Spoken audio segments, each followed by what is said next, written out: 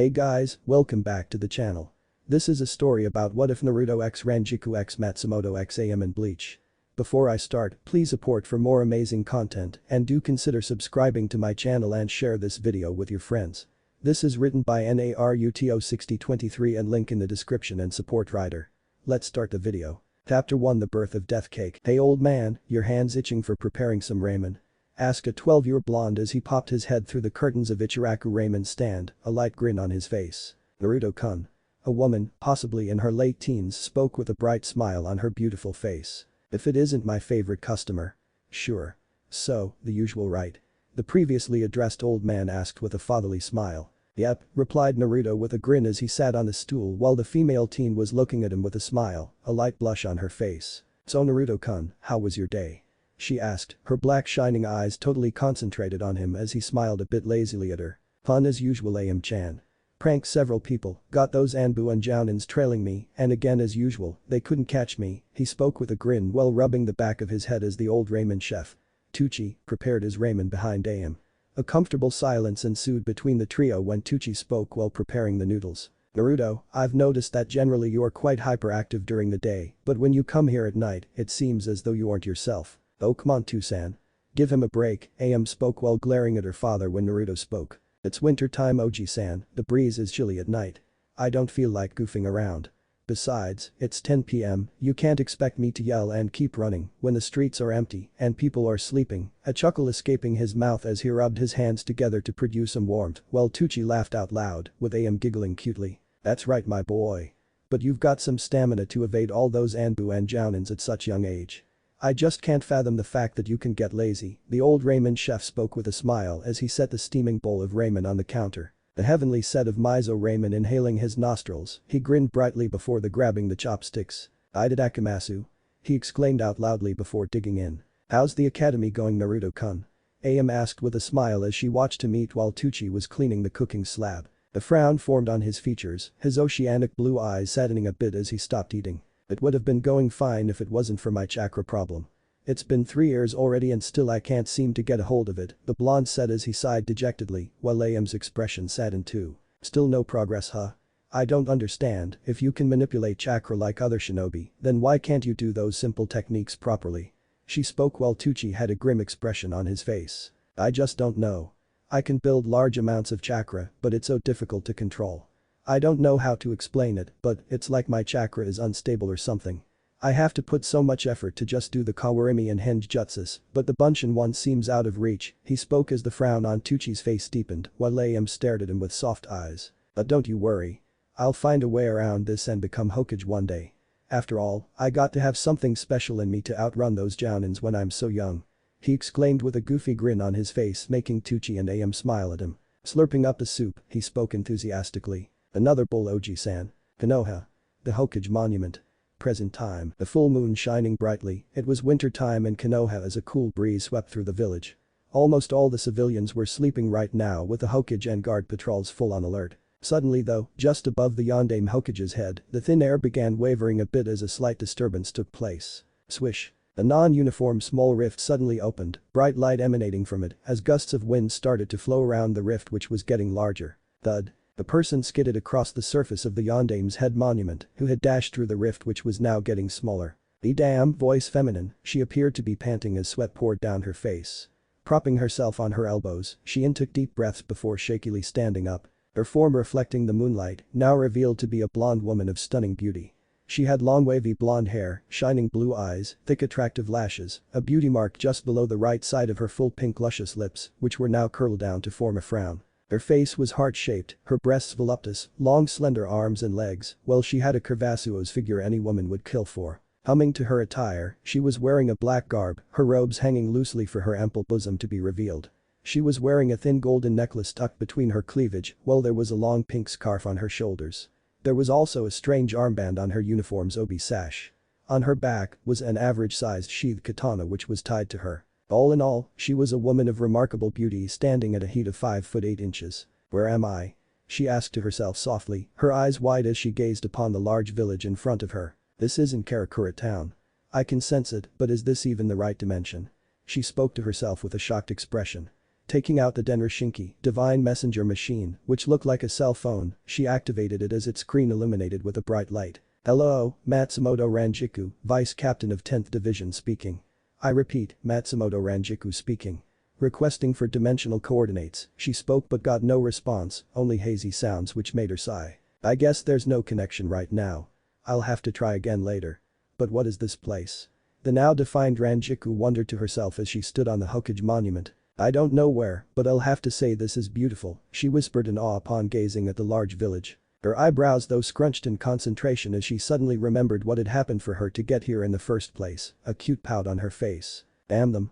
Kichiki-sen was the one who was originally assigned to the Karakura town. Why did Yuki take Taicho had to get more ill at such point of time?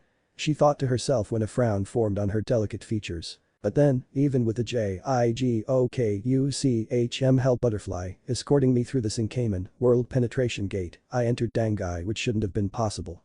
And then, most probably by coincidence, I happened to be there when the KMTOTSU resting surge was on its weekly sweep, she thought before sighing. It was just probably one of those bad days. Though being chased by that bullet train in Dangai they call Kumtatsu surely put her through some exercise, which explains why she was panting and all sweaty. She gulped at the thought of what could have happened if she would have been caught by the sweep. Suddenly her face again adopted an expression of immense confusion as she thought this through. Also, being chased by Kumtatsu is said to create time distortion. According to that, I should have reached a dimension with a time gap of around 100 years and ultimately should have died because of my body not being able to keep up with the time skip. And here I'm standing completely fine without a scratch, possibly in another dimension, she wondered while rubbing her temples. Activating the Denrishinki again, she again began scrambling her fingers on it when she sighed in relief. Atlas, the GPS global positioning system is still working. This will help me keep track of hollows, pluses and other Shinigami, if there are present here, that is. And the limiter seems to be working fine too, she mumbled to herself as her hair flew with a breeze, a yawn escaping her lips. Oh well, I'm sure everything will be okay. I'll sort this out tomorrow, but now I'm going to sleep. I wonder if there is any sake here or any bars like the human world has. But this world has humans too, she said to herself with a bright smile before adopting an expression of confusion, her easygoing personality now surfacing. Shrugging to herself, she stretched her arms as her ample bosom jiggled with her movements. Oh well, I'll think over this mess tomorrow. There must be a place here where I can sleep, she shrugged to herself before again yawning. Using Shunpo, flash step, the Shinigami vanished from atop the monument, leaving only dust hovering in air. Streets of Konoha.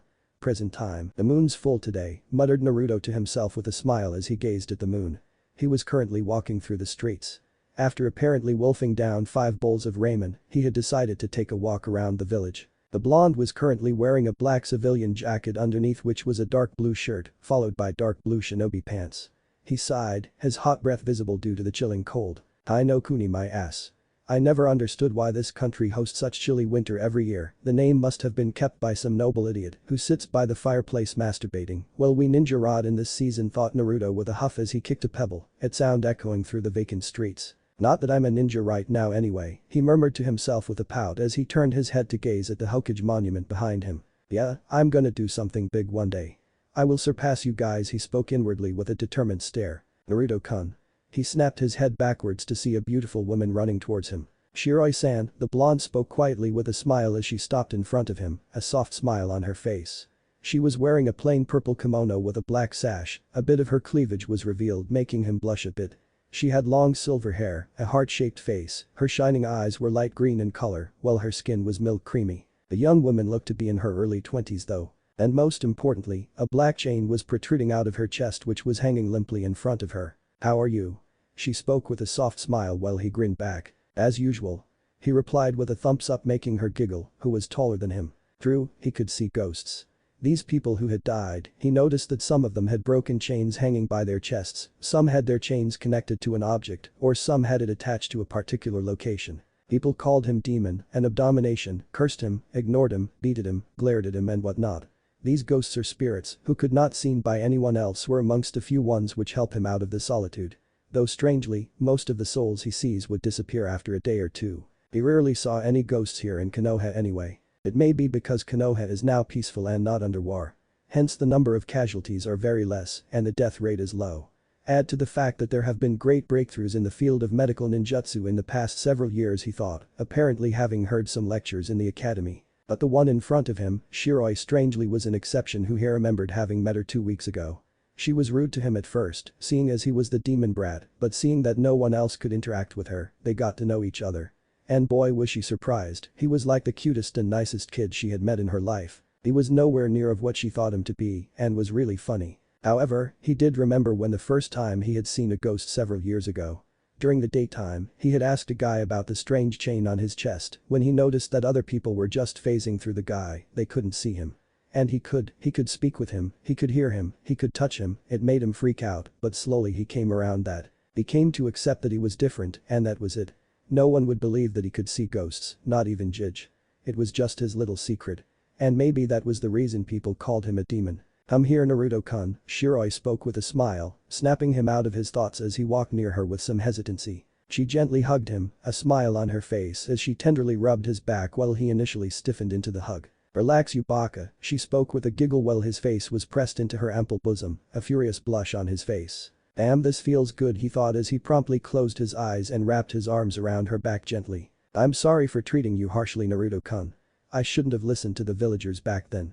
Even though we had never met, I still hated you," she spoke with a sad expression when he pulled back from the hug. "It's okay, I guess. You don't hate me now, that makes me happy. At least I was able to change one person. Besides, you are among the few ghosts who at least talked to me and gave me a chance," the blonde said with a smile when he shivered a bit. "And there's this another strange thing about me never getting sick like normal people do," he thought with a sigh when he felt a hand on his shoulder. "Let's go to your apartment, Naruto-kun. It must be chilling for you to be staying out here," she spoke softly as they started to walk towards his apartment. "It's not fair that you guys don't feel any cold. I wish I could do that," he spoke with a pout, making her giggle at him as she ruffled his blonde hair affectionately. "It's strange that I seek comfort from ghosts, which were amongst the few things I was scared from, instead of the living a life," he exclaimed inwardly in exasperation as they walked through the secluded streets. Konoha. Naruto's apartment.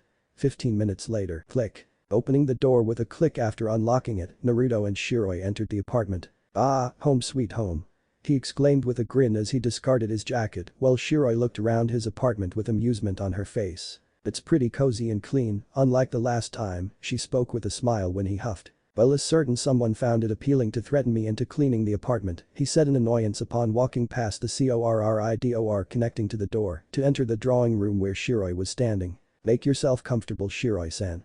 I'll be back in a minute," he spoke as he went towards the bedroom when he heard her stern voice. "Naruto-kun, how many times have I asked you not to call me that?"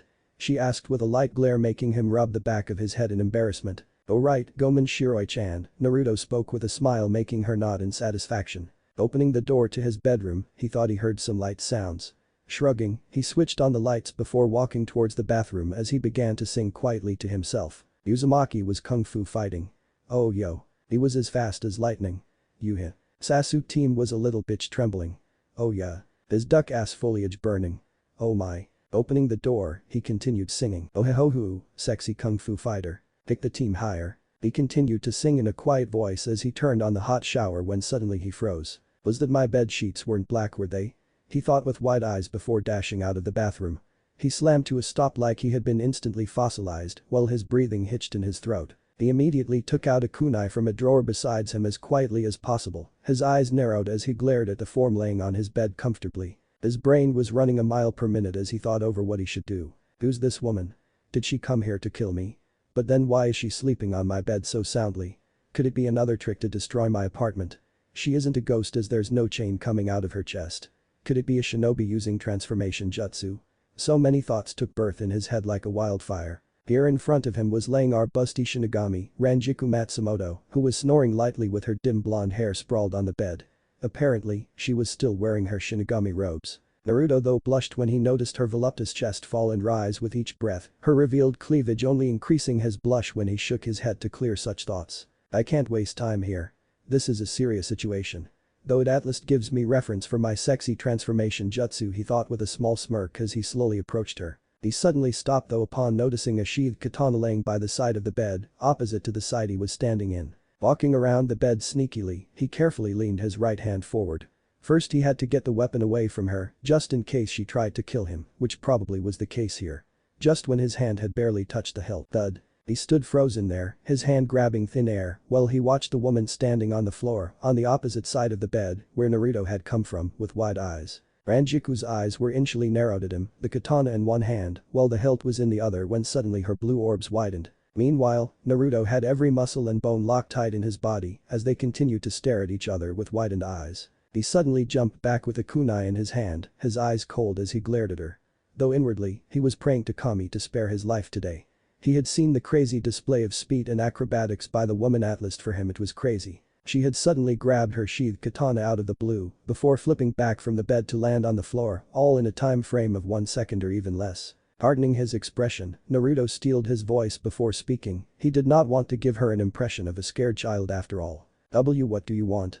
He mentally cursed himself for the stutter, kunai held in a reverse grip in front of his face defensively, while her blue orbs zoomed out in surprise even further. Rangiku though turned her head backwards, then sideways as if confirming that they were the only one present in the room. Naruto's eyes though began twitching as he watched a strange woman. He thought she was here to kill him or something and not observe the architecture of his apartment. Her widened eyes then finally again settled on him, making the blonde visibly stiffen as they continued to stare into each other's eyes. You can see me? Rangiku asked with widened eyes, her finger pointing at herself to emphasize her question. Thud. Naruto fell face first on the floor, a groan escaping his buried face. Kid, are you alright? She asked while taking a step towards him when he sprang comically from the floor. What the hell do you mean if I can see you? Do you think I am blind? Who do you think I was talking to, lady? Screamed Naruto, his face burning red in anger as he pointed an index finger at her when her eyes widened again. She was just acting like that Sasuke team, all cool and mighty. Whoa, you can hear me too. She exclaimed while now Naruto's ears began to exhale steam as he took in a deep breath. Calm yourself, Naruto. Calm yourself. This crazy lady's just playing with you, he thought while taking deep breaths, the color of his face returning to normal now. Naruto-kun, what's wrong? I heard you yelling. His eyes widened when heard Shiroi's voice, the sound of her footsteps, indicating that she was coming to the room. Meanwhile, Rangiku couldn't help but be flabbergasted. This child, who was a living human as there was no chain of fate attached to his chest, could see her, a Shinigami. Closing her eyes for a bit, she concentrated on her senses before opening them, her eyes yet again widened in immense shock. No way. You mean to tell me this kid was the one who I earlier detected? Even with a physical body, he was releasing Riryoku, spiritual power earlier. And now too, it seems he's subconsciously releasing a small amount of it. He must have huge innate spiritual energy reserves to release it without even him knowing. Being able to see us a bit hazily, even that is a rare phenomenon with a probability of 1 among millions of humans. But this boy, not only can he see me clearly, he can clearly hear me too. Add to fact that he was able to touch Hineko, Ash Cat, means that he can touch us, beings who are made of Reishi, spirit particles. And I can also feel a tiny amount of Ryatsu, spiritual pressure, his Riryoku is producing. Just who is this kid? Thought Rangiku with a serious expression when she heard someone besides her. Naruto-kun, wah. Shiroi stopped midway upon reaching the door to see a busty woman standing in the room, Naruto being on the further side, who was staring at her with wide eyes. Naruto-kun, who's she? Shiroi asked with a confused expression while the blonde just stared at her, as if silently telling her that he'll explain later. He couldn't be talking to ghosts when someone's here to kill him, right? The blonde-haired woman might make a scramble and start yelling that he's a freak or something. Who knows, another mob would be chasing him today then. Matsumoto though turned her head to see a woman, a bit shorter than. Her eyes did widen in realization though when she saw the chain of fate. So the boy must have befriended this soul. Or that she might be a relative of his, thought the vice captain. You can see me? Shiroi asked in surprise when she noticed that Matsumoto had looked at her. Ah yes. You're not alive anymore, I know, Rangiku said with a warm smile, while Shiroi's eyes widened along with Naruto's. Why you can see ghosts too? Naruto stuttered, his mouth opened agape as he lowered his kunai a bit. Yes, I guess you can call them ghosts, said Matsumoto with a chuckle. See Naruto-kun. I told you there may be other people too who could see ghosts. You're not entirely different. Shiroi said with a smile while Naruto's lips curled up a bit. Matsumoto though was completely intrigued by this young kid. Normally kids his age in the other human world would cower in fear given the situation, and here he was standing with a brave front, his eyes cold. You can put that knife down, it's not like I'm gonna hurt you or anything, she said softly, a warm smile on her face. Usually she would be free-spirited and casual, but she had her soft and serious side too. Their katana first, Naruto spoke firmly as he tightened the grip on his kunai. Oh sorry. Matsumoto exclaimed as she quickly sheathed Hineko before slinging it on her back. And this is his Anpakuto, not a katana, she spoke making Shiroi and Naruto look at her in confusion, but they just drank in their question about what she meant. What's your name, boy? Rangiku asked as he started to twirl the kunai absent-mindedly around his index fingers making her eyes widen. Naruto froze when he found his hand grabbed by Matsumoto, Shiroi having the same expression as they watched her literally vanish into thin air to appear behind him. Such speed. She must be a really strong kunoichi, though her dress code is strange, I'll have to say, Shiroi thought as she entered the room now. Hey, you shouldn't play with such sharp objects like that.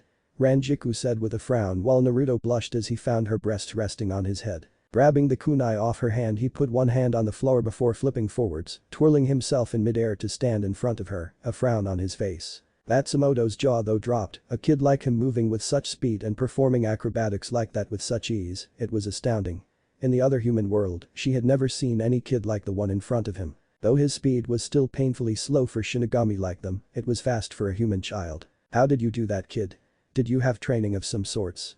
Rangiku asked with wide eyes while a vein popped on his forehead. I'm not a kid, lady. Show some respect here. It's Uzumaki Naruto Dadabeo.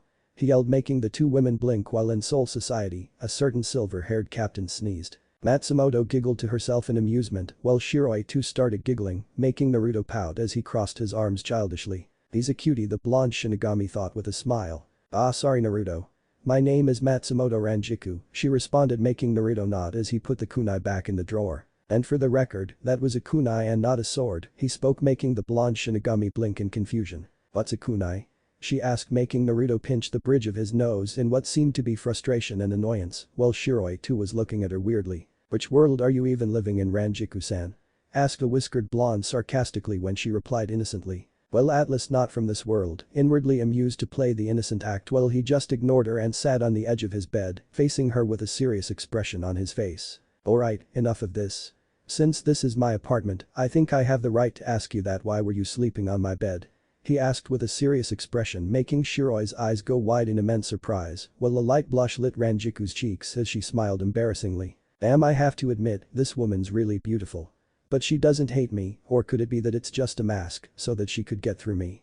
I don't know, but I have to be extremely careful, he thought with a light blush. Since you possess so much spiritual energy, I guess it would be better if you knew about the concepts of afterlife, she spoke seriously, making his eyes widen along with Shiroi's. You mean what happens after a person dies?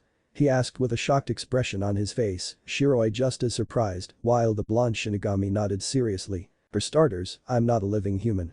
You circa. Then do you mean to say that you're a ghost just like Shiroi-chan? But you don't have any chain attached to your chest, he said, his cheeks becoming heated a bit at the mention of her chest. Ranjiku's eyes though started twitching, he hadn't even let her finish. No, I'm not a ghost like Shiroi-san. In a sense I am, but not a normal one.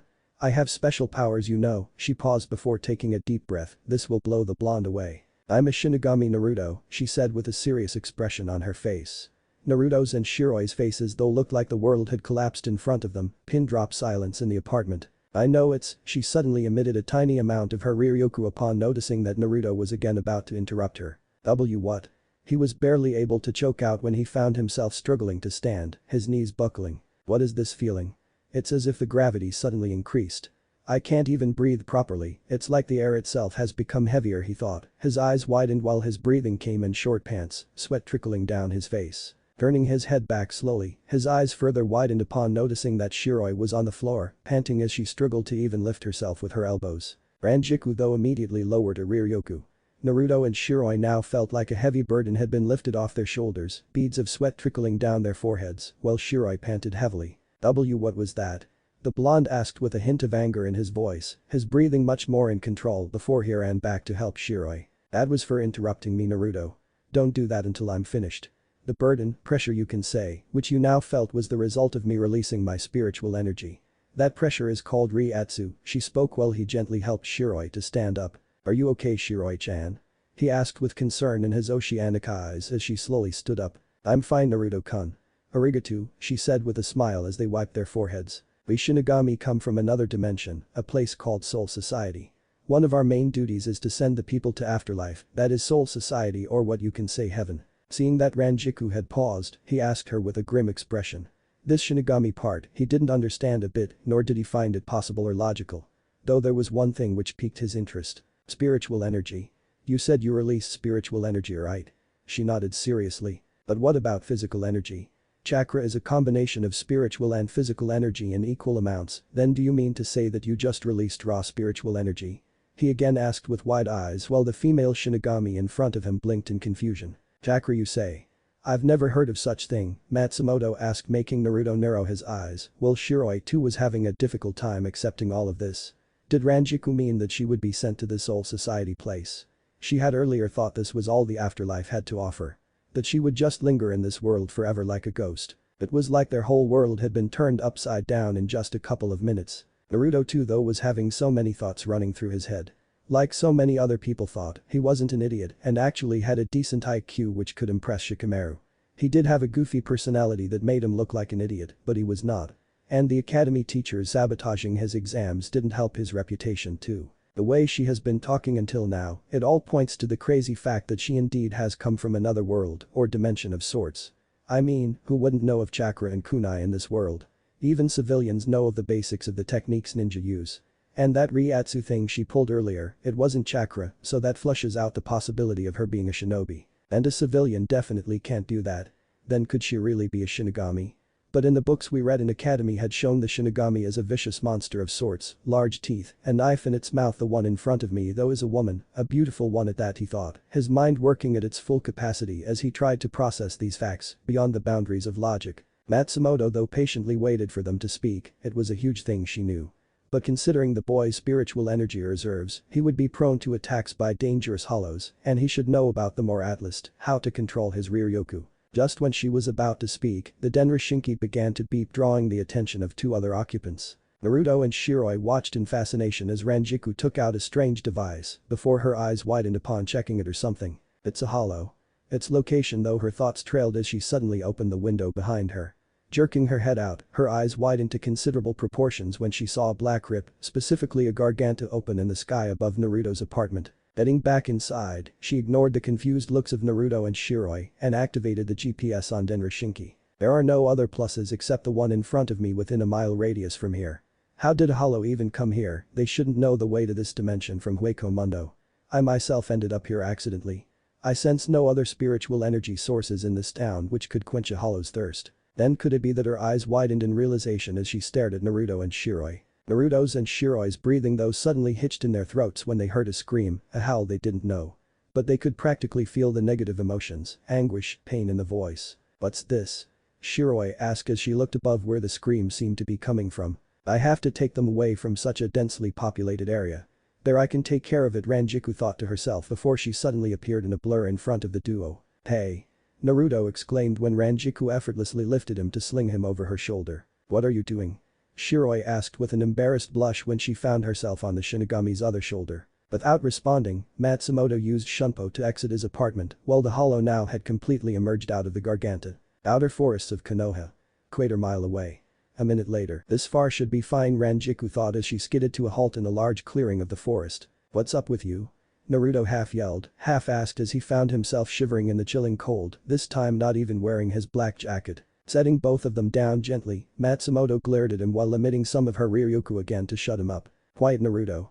Your town would have been in danger had I not dragged you here, the blonde Shinigami spoke sternly as she turned to face the direction from where she had come. What's a town, Rangiku-san? The place we came from is called Konohagakure no Sato, Shiroi elaborated, making the Shinigami falter a bit. A village? She asked with surprise written all over her face. Is this some kind of medieval period going on this world? She thought before shrugging. Oh well, it didn't matter. So far, she found the place to be quite beautiful and peaceful. I'll go ahead and think that you don't know what a village is, Naruto spoke nonchalantly, making Shiroi giggle a bit while Matsumoto stared at him with amusement, a soft smile on her face. The act's far more mature than he looks. Though he has his childish moments, I can't help but compare him to Hitsugaya Taicho. And add to the fact that I have never come across a pair of such vibrant shade of blue eyes, and the spiky blonde and whisker marks only accentuate his features, she mused before turning her head back when the ground they were standing on itself began to shake. It's near. Naruto, take Shiroi-san and get away from me, Rangiku said, making the duo look at her in confusion. What is? Please trust me, Naruto. She turned her head to smile at him, her eyes honest, while Naruto blushed a bit as he gazed at her beautiful features before he nodded. Taking Shiroi's hand, he pulled her with him to run towards a large tree while Rangiku took out her sword, a deep sigh escaping her lips. I hope this hollow is not strong. Though considering that it tore its way through the Hueco Mundo to this unknown dimension like this, it must be strong. It must have detected the Ryukyu Naruto was releasing. And with the limiter sealing off 80% of my Ryukyu, I can't use Shikai, but I should be able to handle it. Without further orders from Sirte, I can't release the limiter. Who knows, those old geezers at Central 46 might find out about this and arrest me or something, she thought, while pulling out her Zanpakuto from the sheath, the shaking now getting more violent. Naruto and Shiroi though could again hear that howl-like painful scream. What is going on here? Why can't my life be peaceful for once, he thought as the duo were standing behind the tree, sneakily looking around it. Naruto, what's happening? Asked Shiroi, her eyes were wide while her hands were trembling. Grasping her shaking hand gently, he squeezed it, making the attractive woman look at him. Don't worry, Shiroi-chan. I'm just as shaken in this as you are. We'll sort this out together and I wouldn't let anything happen to you, he spoke in a determined tone while she smiled a bit hesitantly at him as she squeezed his hand back. His eyes widened a bit when he felt that pressure again, though it was less this time, maybe because they were at some distance away from the Shinigami. Focusing back, he turned his head back when his whole world froze in shock, a look of horror on his face as he stared at the creature in front of Rangiku. What is that thing? Is it some kind of summon? The whiskered blonde wondered in astonishment as they saw the giant hollow, its size almost 4 times as that of Matsumoto. It had a large white mask on its face, 4 limbs in addition of 8 extra large tentacles sprouting from its back. Ah, I can practically taste that delicious Ryukyu in air. Though it's not coming from you, Shinigami, the hollow said with a demonic-like voice while Rangiku gripped Hineko tighter. Damn, it's an evolved hollow. He would not be easy to deal with in my current situation, she thought before jumping in front of his mask to finish this one blow. Hineko reared back as she plunged her Zanpakuto forwards at blurry speeds. Clang. He blocked it. Such speed. This is definitely not a normal one, Rangiku thought with wide eyes, as prior to its huge size, the creature had moved its clawed limb at surprising speeds to block her Zanpakuto. Raising her spiritual energy, Hineko began to pierce its claw, making the hollow howl in pain. Wham! Rangiku-san. Naruto yelled involuntarily as he saw her get hit by one of its tentacles, making her fly back as she skidded to a halt just besides the tree Naruto and Shiroi were standing behind. Stay here, Shiroi-chan. He exclaimed before dashing from behind the tree towards the Shinigami. Are you alright? Naruto asked while Rangiku stood up slowly, holding her gut where the tentacle had slammed into. Head back, Naruto. She hissed angrily while suddenly standing in front of him. I'll kill you for that, Shinigami. And the next is you, brat. Naruto watched with wide eyes, their forms now shadowed as the hollow was now standing in front of them. RAWRRR. It roared before its large clawed hand lunged towards them. Clang. Gee, get back, Naruto, Rangiku said through gritted teeth as Hineko grinded against the large claw. I'm already using the 20% Ryukyu here. All of my abilities are severely limited. A hollow this strong is very rare in the other human world, she thought as she was now on her knees, while Naruto took some stumbling steps back, his eyes widened in horror as he clenched his fists. And no. I can't leave you here. You'll die. He yelled, his voice stuttering a bit as bit his thumb. Come on, Naruto. You can't stand like a coward. She's among the very few persons who have treated me nicely and she's fighting to save me and Shiroi-chan.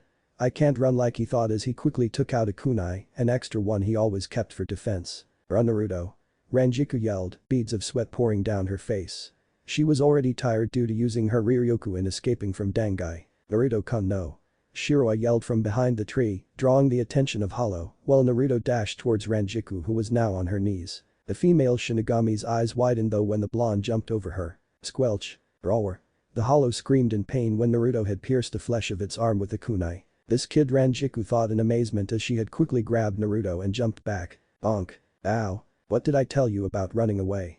Rangiku asked with a glare, who strangely was panting a bit while he was holding his head, an annoyed expression on his face. Quite a colorful way to say thank you, woman, he grumbled, making her blush in embarrassment when suddenly she fell to her knees as she held her stomach where the Hollow's tentacle had hit her, piercing her flesh a bit. It must be a special ability of this Hollow. I can feel my mid-region going numb, she thought. Rangiku-san, what happened? Are you alright? He asked frantically as he patted her back gently. I'm getting low on Ryukyu. Naruto has plenty of it, but a human can't harness spiritual energy properly in physical form. What if I? She thought, her eyes narrowed as she considered her options. They suddenly snapped their heads when they heard a feminine scream. Shiroi-chan. Naruto yelled with wide eyes while the Hollow was holding the white-haired woman in its remaining large hand. You dare cut me, you little brat. I'm gonna devour you all, starting with this one. It stated with a booming voice, his tone angry while Ranjiku's eyes widened when she sensed its spiritual energy increasing. Shit. Naruto exclaimed as he prepared to run to her aid. Wait, Naruto. She grabbed his hand, stopping him as he looked back at her angrily. I have to save her.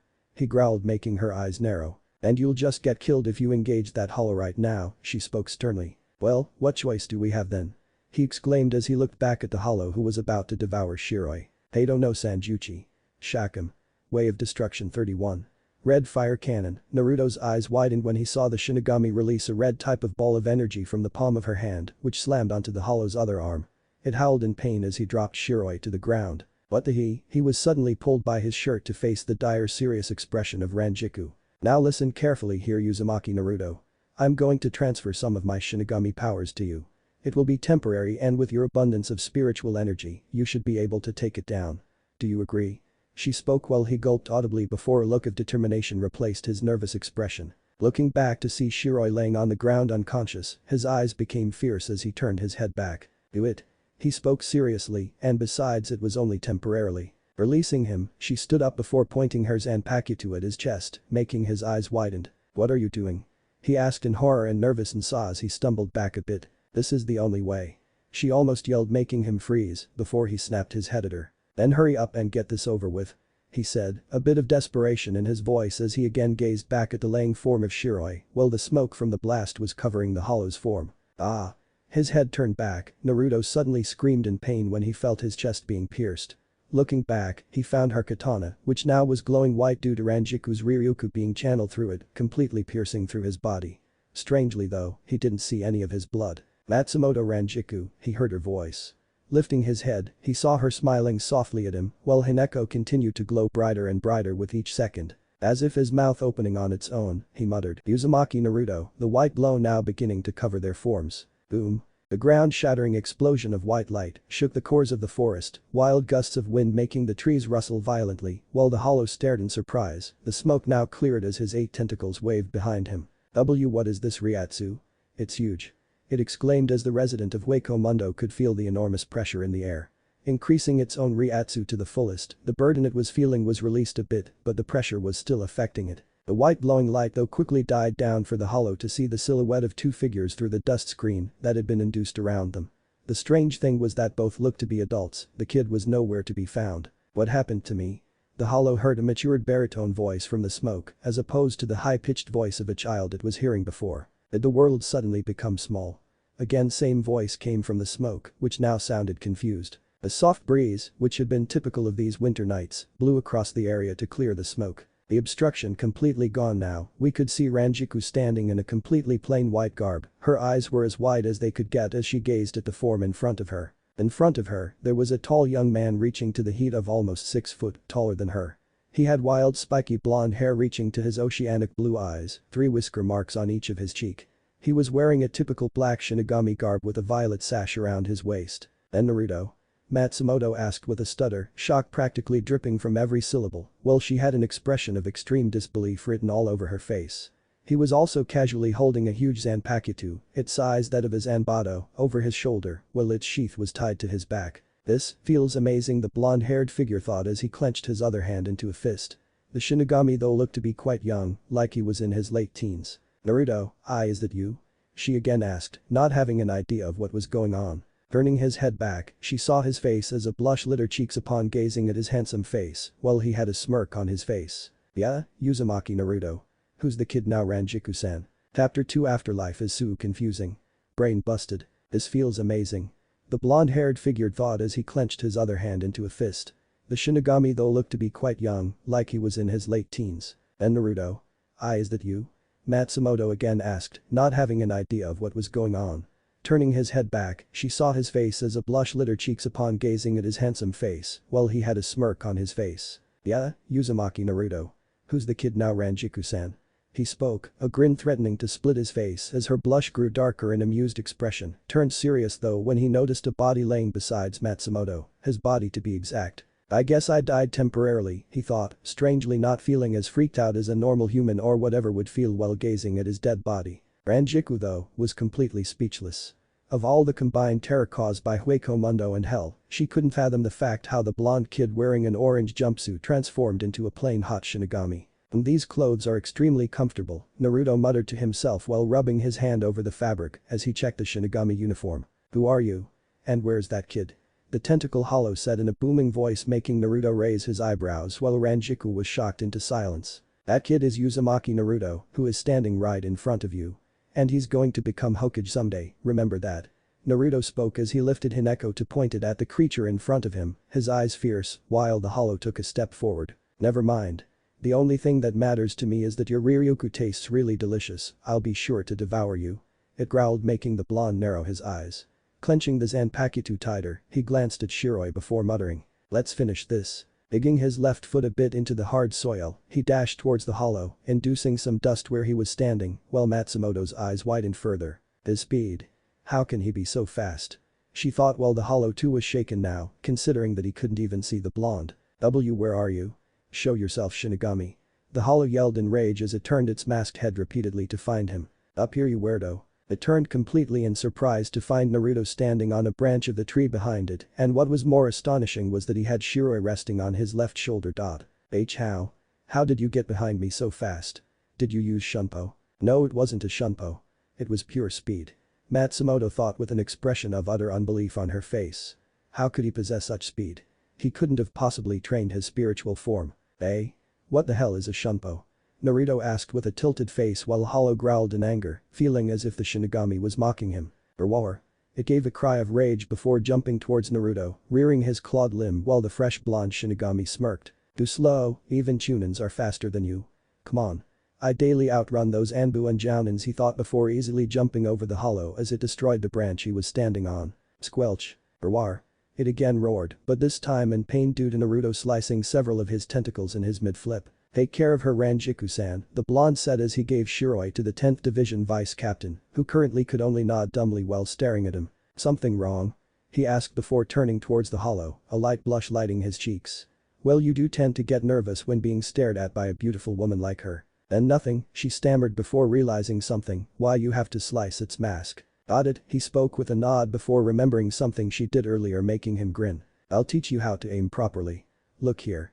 He said enthusiastically, making Rangiku tilt her head in confusion, while the hollow continued to howl in pain, all the while cursing the newly formed Shinigami. Pointing the left hand forwards, his palm facing the hollow, he spoke with a smirk. Ikuto no Sanjuchi. Sakaho. He exclaimed. Silence, pure pin drop silence. Even the hollow had stopped screaming after hearing that. A breeze flew across the forest, blowing their hair and clothes while Naruto just blinked, his expression that of confusion. Why didn't that awesome Red Bull come out of my hand? I swear Rangiku-san did the same thing, the blonde pondered to himself, while Matsumoto had her mouth open like a fish. A furious blush formed on her face when she realized what he had just said. She may be open in front of other people, but come on, not this much. Hey Rangiku-san, why didn't it whoa? Onk. Yubaka. She yelled uncharacteristically after hitting him over the head, making him fall face first on the ground. Hey. What's wrong with you? The tall Naruto asked angrily as he jumped to his feet comically, while she had a blush on her face. That was not how it's supposed to be done. It's not that simple. She exclaimed while rubbing her temples, trying to get rid of her embarrassment. This was so not her. How could a kid, well, technically he is a kid. Well, could a kid like him embarrass her? What? But that's the same thing you said and boom. You fired a red ball, didn't you? Naruto asked innocently, making her blush again as she pondered on what he had said. No. It's not that simple. You have to use your spiritual energy. And I said way of destruction 31. Red fire cannon, well you said way of F-31 Okami, she groaned while his mouth opened in an O in realization, a blush forming on his face too. Oh. He exclaimed with a furious blush before quickly turning around, his face resembling a tomato right now before it slowly turned serious. Time to finish this, he muttered while the hollow came back to his senses. It would seem he too was somehow affected by Naruto's personal incantation, though not the way the blonde wanted it to be. Again dashing towards it, Naruto easily dodged its claw swipes and tentacles before crunch. An echo pierced through its mask, making the hollow scream in pain as its body began to glow. Naruto landed on the ground before shielding his eyes as the hollow dispersed into a bright flash of light. Well, that was simple, he mumbled to himself before putting the huge Zanpakuto back in its sheath. Walking back, he stopped in front of Rangiku, gazing at his body before glancing at Shiroi. What now? What has happened to me? He asked before turning his head towards her. I'll explain everything, Naruto, first get back in your body. You're still releasing way too much Ryukyu, she spoke, making him nod as he went with his instinct and just went back into his body. Ugh, there it was again, the young voice of a 12-year-old. opening his eyes groggily. The first thing he noticed was how beautiful the moon looked today. The second thing he noticed how beautiful the blonde woman sitting beside him was. Third thing he noticed was how beautiful the white-haired woman was whose head was currently laying on Ranjiku's lap. But the fourth which he noticed and didn't found beautiful was that he was freezing like an iceberg. Jaya. He exclaimed before jumping to his feet quickly, his arms wrapped around his chest, while his whole body seemed to be trembling. CC cool DT, the whiskered blonde stuttered, goosebumps on his skin as he tried to get some warmth somehow. His eyebrows though twitched when he heard Matsumoto giggling. It's why your RF fault. He exclaimed while pointing his index finger at her, making her giggle louder as he just settled for glaring at her. He couldn't even yell properly right now. He had to admit though, her voice and laughter was melody to his ears, but not as melodious as to make him ignore his chilling body. Hey, it's not my fault. You were the one who left his body out here in the cold, she spoke while suppressing her laughter. Damn, you are funny, Naruto. Don't know though if you do so deliberately, or is it just your antics, she mused, not able to control her laughter at seeing that cute irritated expression on his face as he continued to tremble. Oh okay. I'm sorry. She exclaimed, her hands in front of her in a defensive manner while she was biting her lower lip to control herself. Laying Shiroi's head gently on the grass, she stood before walking towards him. Seeing her coming, Naruto started to grow uncomfortable as he squirmed in his position a bit. But considering the cold, he didn't felt like moving from the place. Oh man, why is she looking at me like that? I don't like that look, he thought while staring into her shining blue eyes. Oh come here, she spoke with a smirk before taking him in a tight hug, his face pressed into the valley of heavens. Oh my, you are cold, she spoke innocently while he tried to push her away, a furious blush on his face as heat rushed to his cheeks. Does it feel any better now? Naughty boy. She asked with a teasing smile when he finally pushed himself off her. Don't MSWW with me, lady. He spoke with a red face, making her giggle again. Naruto had to admit though, it did work. Not to mention she smells extremely good, he thought with a blush before shaking his head. For some reason his body was automatically getting warmer by each passing second, at least to tolerable levels. Ranjiku's face though suddenly turned serious when she turned her head towards where Konoha was, her body getting stiff as she took out her Shinki. I sensed two spiritual signatures coming towards us, she thought before switching on the device. Activating the GPS, her eyes did widen upon looking at the map. They are Shinigami. She thought in surprise. Could it be that Sarate knew of this dimension all along then? Where else would the Shinigami come from? Or could they be the exiled ones who accidentally ended up here just like me? Hey, what's wrong? Naruto asked with a confused expression as he continued to tremble due to the cold. Stay on alert, Naruto. There are two Shinigami coming this way, she spoke with a grim expression. But, why would a Shinigami harm another Shinigami? Aren't they your friends? He again asked, making her shake her head when two blurry figures landed in front of them. Here they are, Matsumoto spoke, a serious expression on her face, while Naruto too turned serious, though his world froze when he saw who the two supposed Shinigami were. It can't be, he muttered to himself, his expression that of immeasurable shock as he kept staring at the two figures. Naruto, you know them? The vice captain asked with a surprised expression, while he just kept staring at the two figures who were now walking towards them. Don't worry, we aren't your enemies. Isn't that right, Naruto-kun? Asked a smiling black-haired female, making his eyes widen further. That's that hollow's taken care of already, a man walking besides the female spoke, who looked too quite old. Am-chan Tucci, he stuttered as he gazed at the two raiment stand owners, standing in front of him, wearing those Shinigami garbs. Naruto, you really know these Shinigami? Asked Matsumoto with a confused expression as the duo stopped in front of them. That seemed to snap him out of his shock. Shinigami? When were the two Ichiraku Shinigami? Walking forward, Ayame crouched just in front of him before taking him in a gentle hug, a smile on her face while he blinked owlishly. Are you alright, Naruto-kun? That hollow came to attack you after all, she spoke softly before releasing him from the hug, a very light blush on her face. Wow, how many beautiful women am I gonna meet today? He thought subconsciously as he returned a weak smile. So much was happening today, it was like his whole world had been turned upside down. He had so many questions waiting to burst forth his mouth, but he knew that the more he thought about it, the more he would get impatient and crazy just thinking about them. Ignorance was bliss, and currently he tended to follow that until he got some answers. Hi, he stuttered back, as if in trance, while Rangiku too was confused about this. It seems you're hurt, miss. Ah, so you're the vice captain of the 10th division of the Godian Sarate, Tucci spoke with a smile while noticing her lieutenant badge in his mid-speech. It is though strange that I can't feel any reatsu from her, not even a little bit. She can't be suppressing all of it. Add to the fact that she's wearing a plain white kimono, no zanpakuto, while on the other hand, I had sensed Naruto's Ryukyu skyrocket as several minutes ago, he thought with a grim expression before his eyes suddenly widened, as if in realization, making Tucci snap his head towards the blonde. "I'm fine, it's just a little injury, nothing to be worried about," Matsumoto spoke with a smile.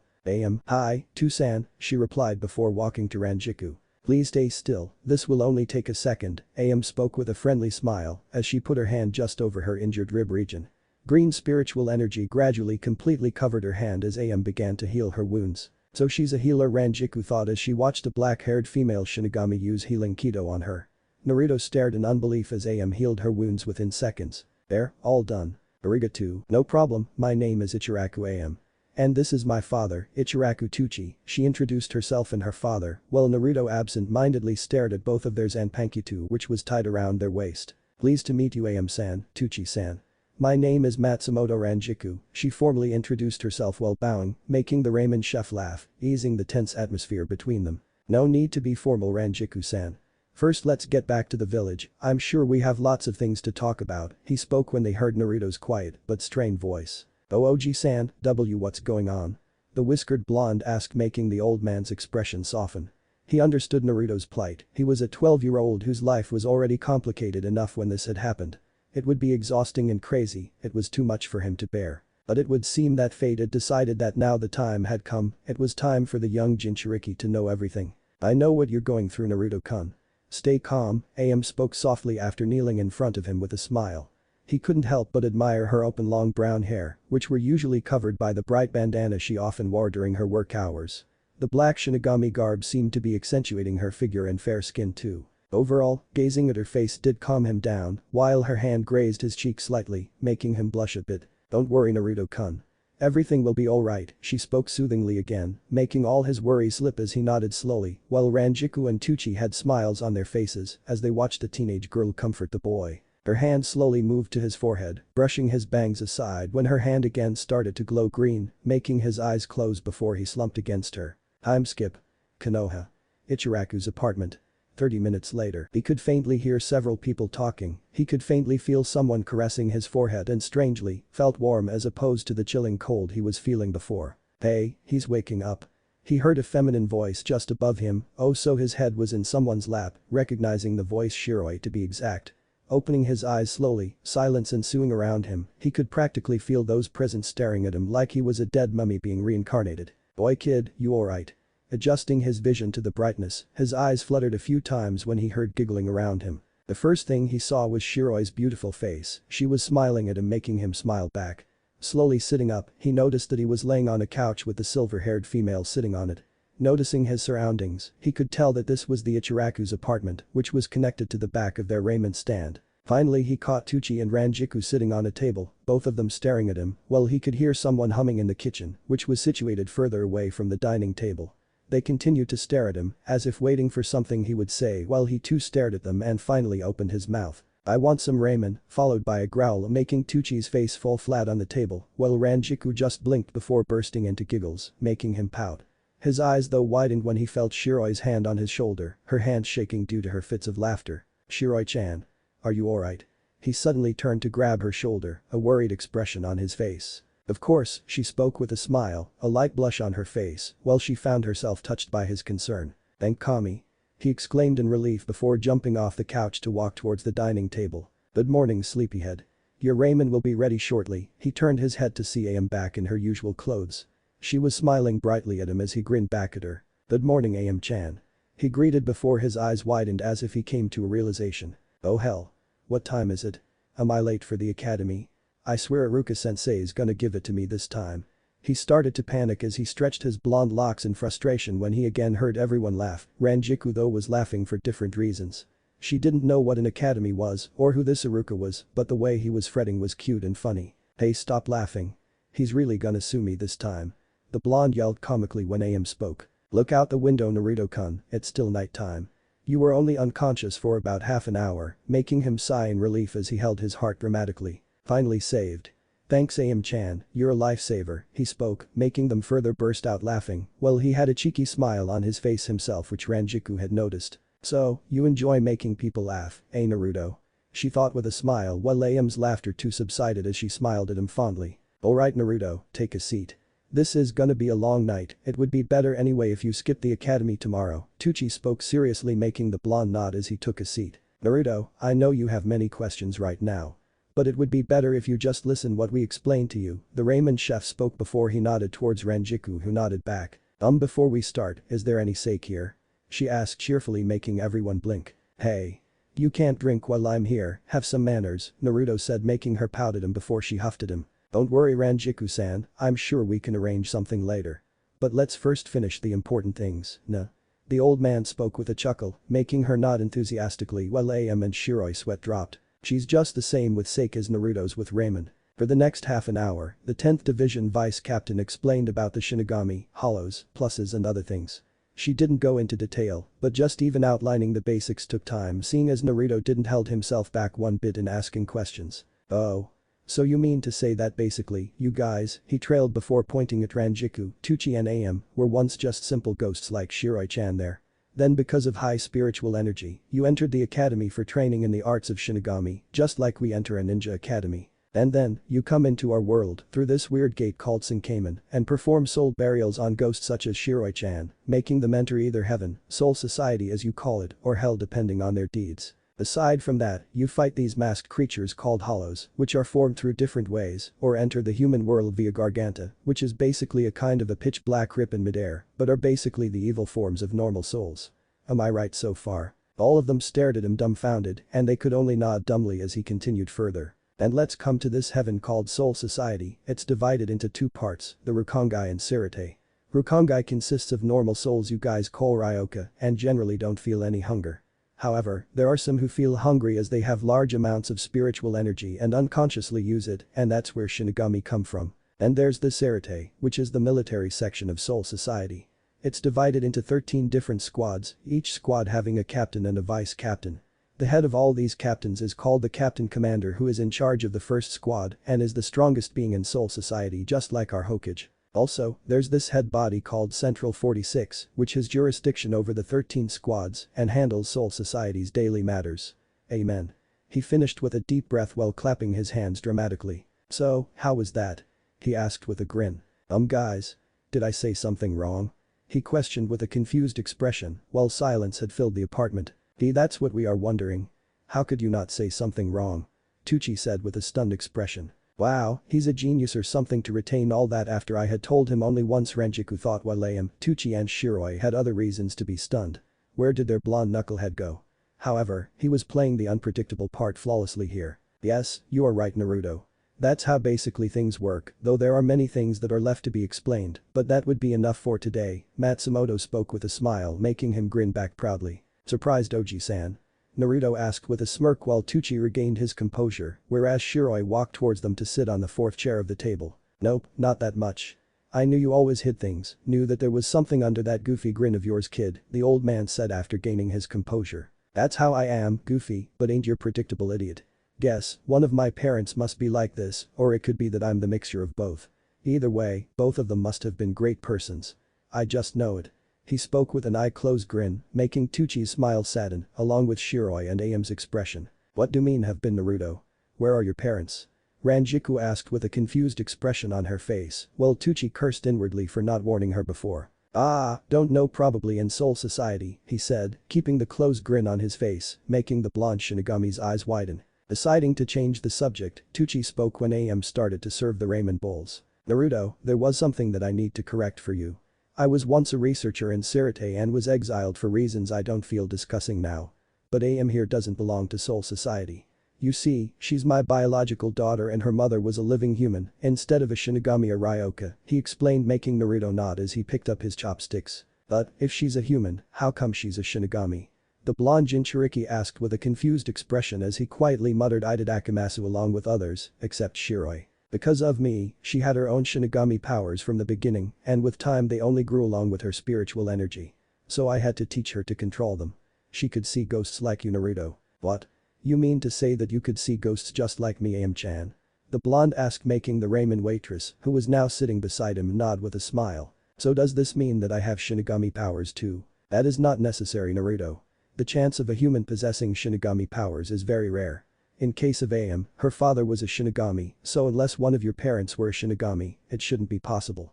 But due to your extremely high amount of spiritual energy, you might have developed one. This time Rangiku spoke, making him nod before his eyes widened as he suddenly stopped eating. Then, you mean spiritual energy is the basic thing you need as a Shinigami just like we shinobi need chakra? He asked, making them nod when Matsumoto spoke with a pout. Okay, what is this chakra Yuki? So that's why.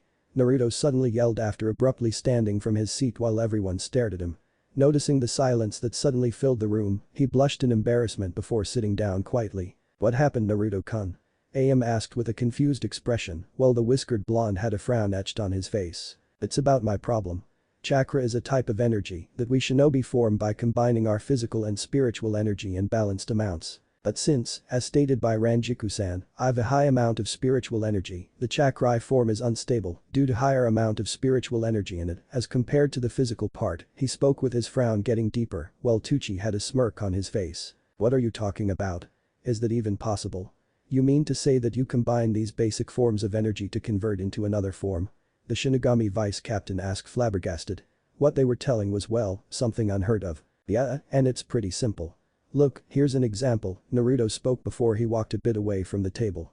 Holding his hand in a ram seal, his face scrunched up in extreme concentration as a faint blue aura now surrounded his body. Matsumoto's eyes widened when she felt his Reiatsu increasing as he increased his chakra levels. How can he increase his Reiatsu and Riryoku in a human body?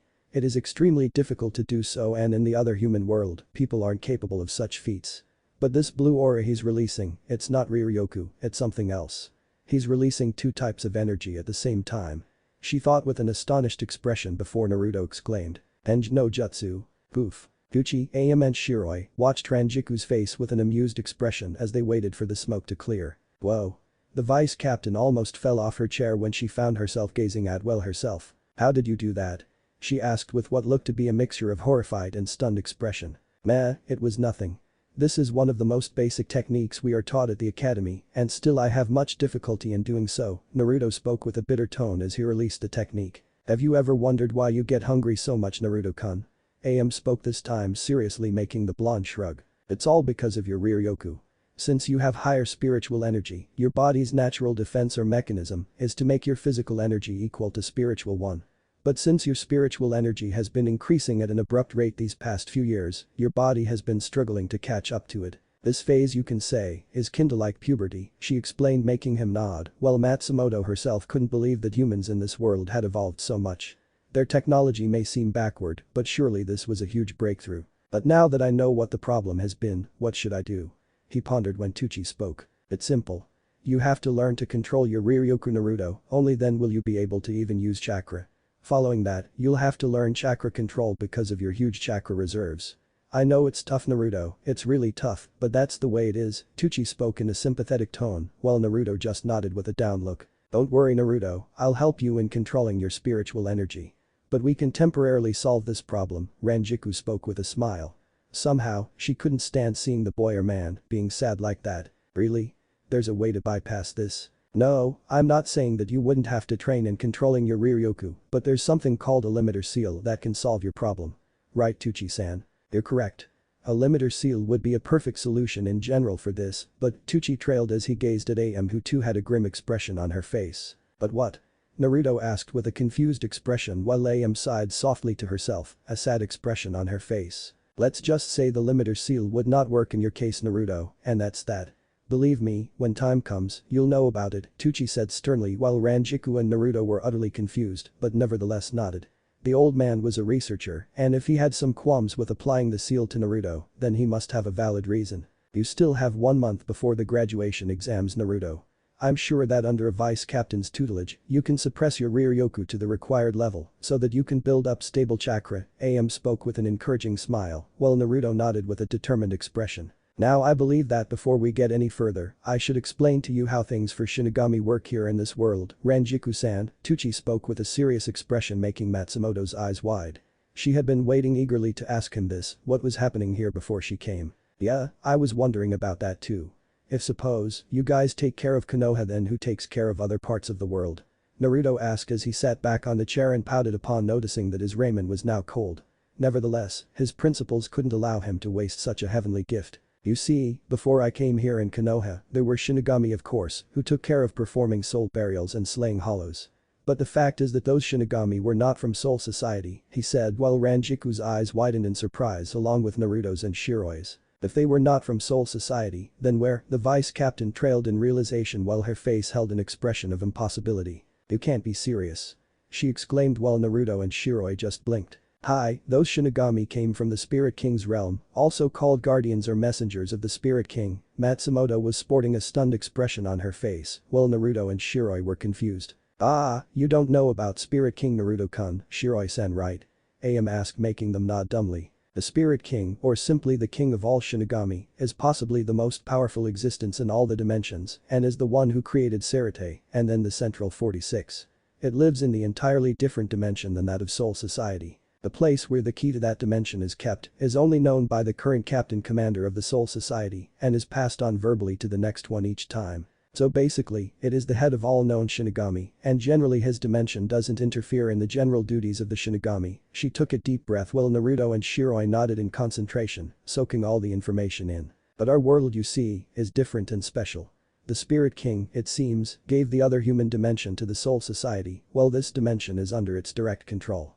The King's guardians come from that realm to this dimension to perform the rituals of afterlife and slain hollows, though the number of hollows entering this dimension used to be very few. Why were they few?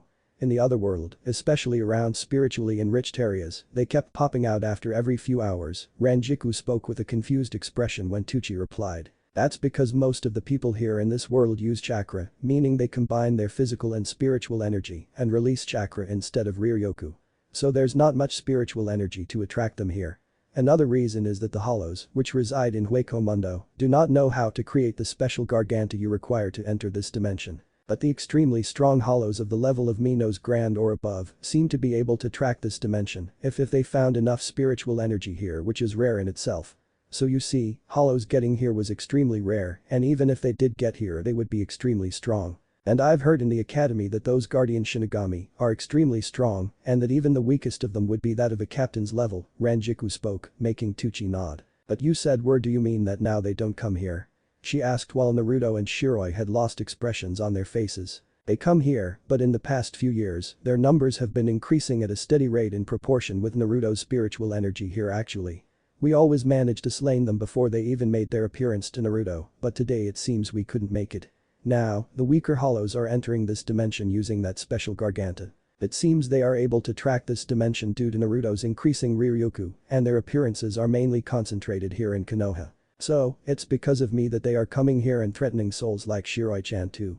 Naruto asked with a pained expression when Ayame replied sternly with a frown. Don't talk like that, Naruto-kun. It's not under your control. And besides, even with your increasing Ryoku, it shouldn't be possible for them to use the special garganta so quickly. I bet that there's an external source that's affecting the Hueco Mundo. The hollow that attacked you today, if you had noticed Rangiku-san, that garganta was like dark bluish black in color, Tucci said, making her nod as she had seen that from the window of Naruto's apartment. And another reason that I forgot to tell you guys about why hollows rarely came in this dimension was because the Spirit King's guardians did their work swiftly and professionally. They didn't interact with the souls like us normal Shinigami have the liberty to do, so they perform soul burials as quickly as they can, not giving time for the Ryoku of the souls to increase and in the process attract some hollows. The old man finished making her nod. So these guardian Shinigami must be strong, eh? Shiroi questioned, making the old Ichiraku nod. Hi, they are extremely strong, are usually cold and avoid being involved with anyone. They are very strict in following their rules and principles it seems. I did met one, and they are like your typical Anbu who talk very less and keep themselves to their own business. Their uniform consists of the same Shinigami garb, but a black hood as an extension being the difference. So they work in the shadows, are very fast and always have those hoods covering their faces. Then I presume that you're in charge of this town, Tucci-san? The vice captain Shinigami questioned. Hi, I've been doing the Shinigami duties for a long time. The previous one was a Shinigami guardian who after seeing me perform a soul burial one day confronted me. He passed on his duties and returned to the Spirit King's realm. And Ayame-chan here has been working with me for a few years now, Tucci replied with a smile, while Naruto could honestly say that he was sitting among some top-class weirdos here. Thup. I'm getting a headache here. What the fuck are we even talking about? Is this even possible? I mean, you were just an old man cooking ramen for me with a chef hat on. And Ayame-chan was a beautiful waitress who always greeted me with a smile. And you mean to say that you two are some monster-slaying superheroes?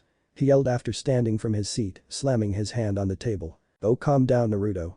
I'm sure you'll forget everything with a cup of sake, Rangiku said with a bright smile, making the blonde's eyebrows twitch before he pointed his index finger towards her. And let's not just forget about you, miss. You're the root of all this. Hadn't you dropped from Kami knows where into the bedroom of my apartment, I wouldn't have gotten into this mess and instead would have been dreaming about Raymond. And now I'm a Shinigami. And if that's not more, I turn into some kind of adult. There, he said, all flushed out. Everybody stared at him quietly as the blonde Jinchuriki now regained his breath. Why, you mean to say you're a Shinigami now, Naruto-kun? Ayame asked in immense surprise, while Shiroi had her eyes widened. Now Naruto. I'm sure we'll settle this somehow, besides I did said it was temporary.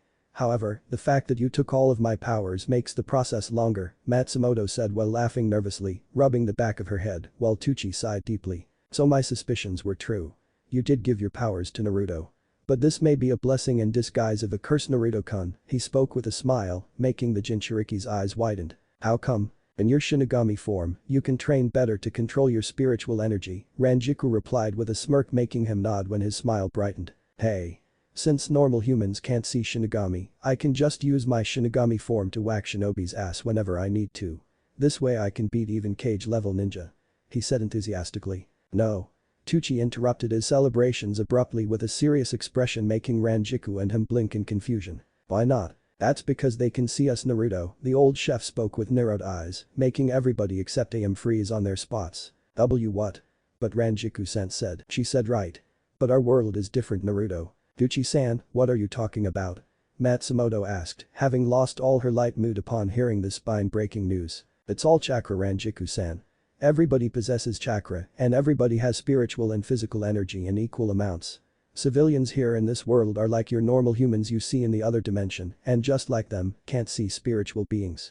However, there are people here called shinobi who exceed the limitations of a normal human. They train their physical bodies to gain physical energy and increase their spiritual energy through meditation, studying and experience, thus in turn increasing their overall chakra reserves. But how does this explain things here? Naruto asked while Tucci's eyebrows twitched in irritation. I was getting to that, Naruto. Well anyway, as I was saying, to mold chakra for their techniques, they extract physical energy from their body's cells and spiritual energy from the mind's consciousness, or what you can call our soul. What I mean to say is that they keep their spiritual energy, which we are concerned about here, compressed along with their physical energy. In this state, they can't see us and are just like any other normal human. But the state in which they build chakra to increase their chakra levels, they increase their spiritual energy levels and in the process, pass the limit of a normal human and are hence able to see us in this state. Civilians and normal humans in the other dimension do release some spiritual energy involuntarily constantly, even if it's very minuscule. Heck, even nature does so. You, Naruto, however, just release a far too high Riryoku involuntarily, resulting in you always being able to see us. Shinobi have learned to suppress their physical and spiritual energy, meaning their chakra basically, and in that state, I repeat that they cannot see spiritual beings. They do this mainly to not give away their positions to chakra sensors, and so as to not waste their chakra as well as stamina. He finished only to sweat drop upon gazing at the lost faces of Naruto and Shiroi. While Rangiku had understood most part of it, Ayame though, was having a hard time not to burst out laughing at the scene. Dusan, just conclude your explanation in one line and they'll understand, just like you did with me, the ramen waitress spoke while biting her lower lip to control herself. In nutshell, when shinobi increase their chakra levels, they'll be able to see us. Also, they can relieve themselves under a heavy reiatsu by increasing their chakra levels, since it comprises of spiritual energy. Also, that would be enough, Tusan. I think they understand now, Ayame said while pinching her cheek, barely holding herself from laughing as she gazed at Naruto's and Shiroi's face. Why yes. Oh of course. I now understand, Dadabeo. He said while nodding frantically. Why yeah, we understand, Tucci-san, really. Shiroi spoke with a forced smile, with both of them having one single thought. Well fuck. What did he say anyway? Then what if these shinobi saw you Shinigami or the guardians? Rangiku asked in exasperation, she really wanted some sake right now. That's the reason these guardian Shinigami are so quick in their work.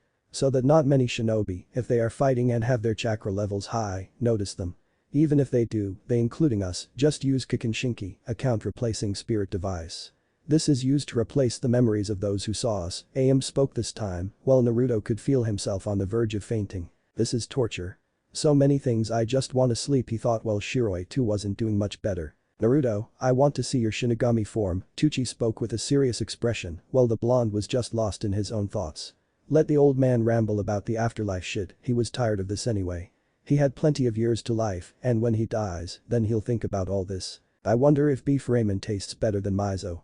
Oh, I have yet to decide on what will be my prank Tomo. His important thoughts were interrupted upon feeling something impact his forehead as he found himself falling back.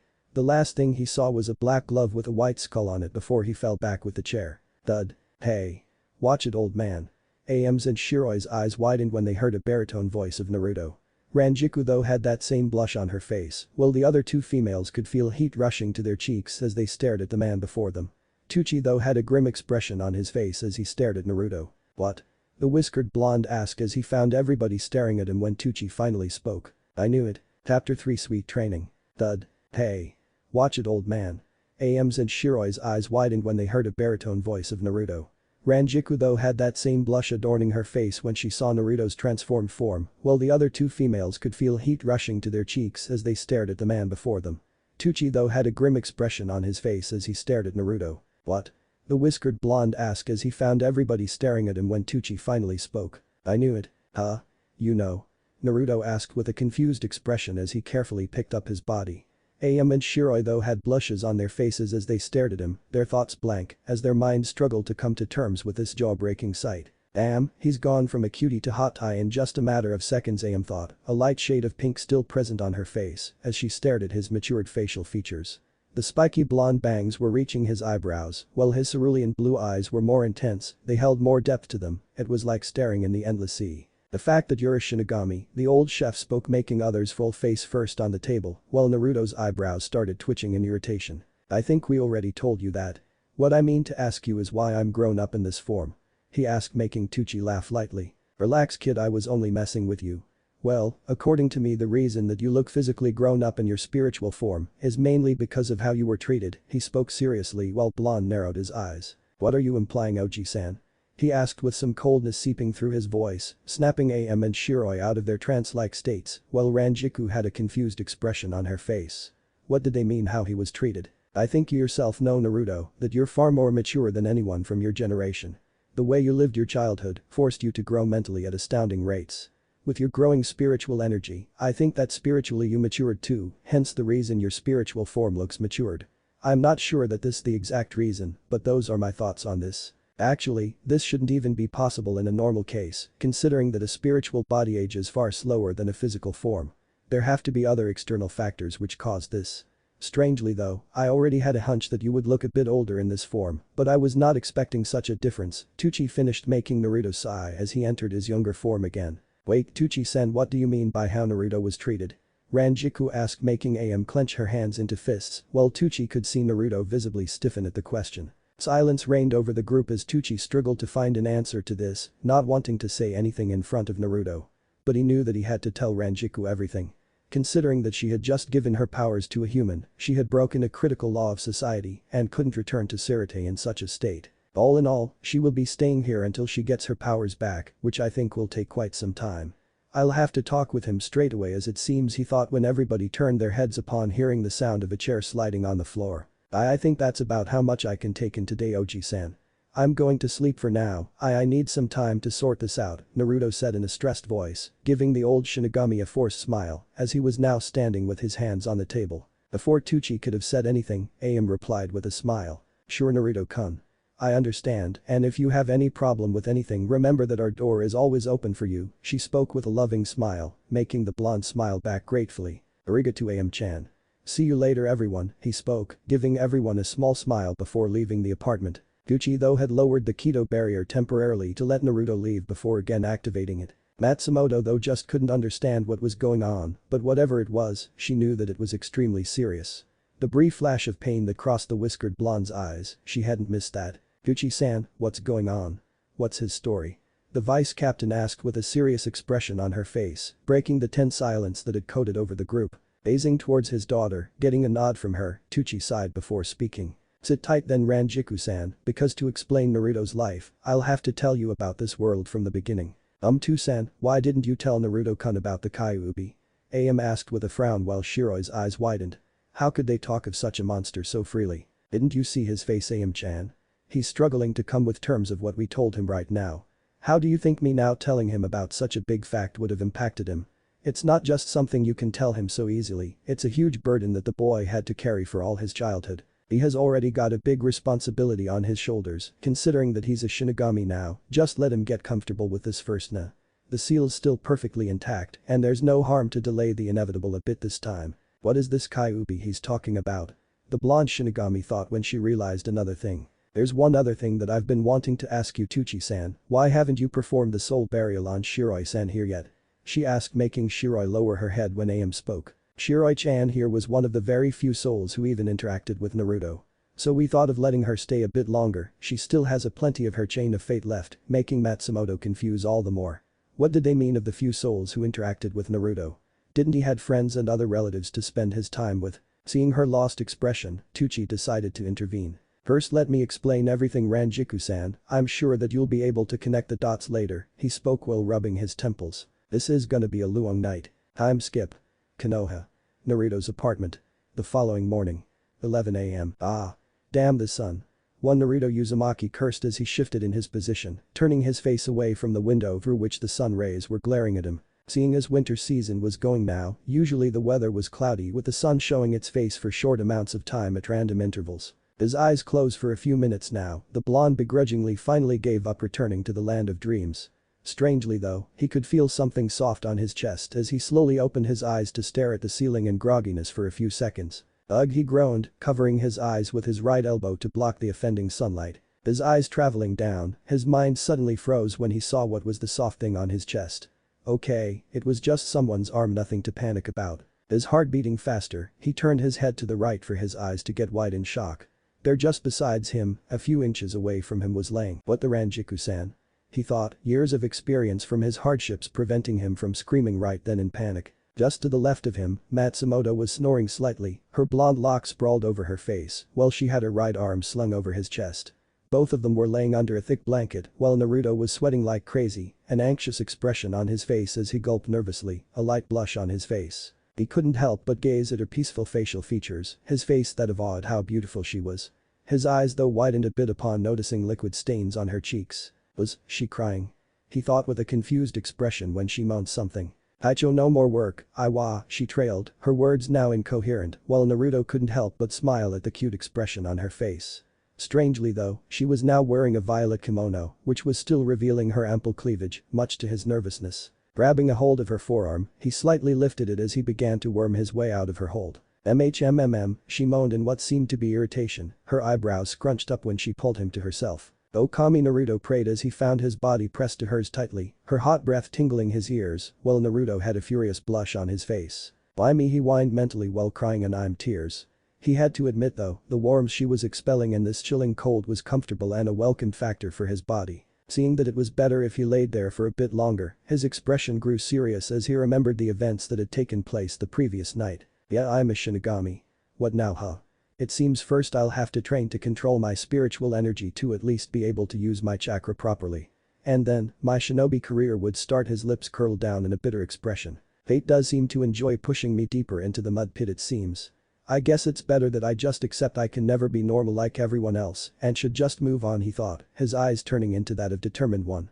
He didn't know what was going on with him before, but now that he could see the bridge, he'll surely cross it, no matter the amount of difficulties. I'd never imagined that afterlife would be so confusing.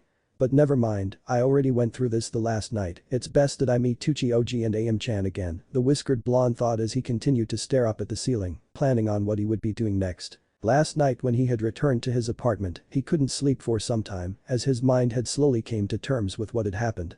One thing he knew was that his life would be changing drastically from now on, it would never be the same. But Rangiku-san doesn't seem to hate me like the other villagers. Of course she wouldn't, she's from another world, Yubaka. But does that mean that she'll hate me later on just like others? I really hope not, she almost sacrificed her life yesterday to save me and Shiroi-chan.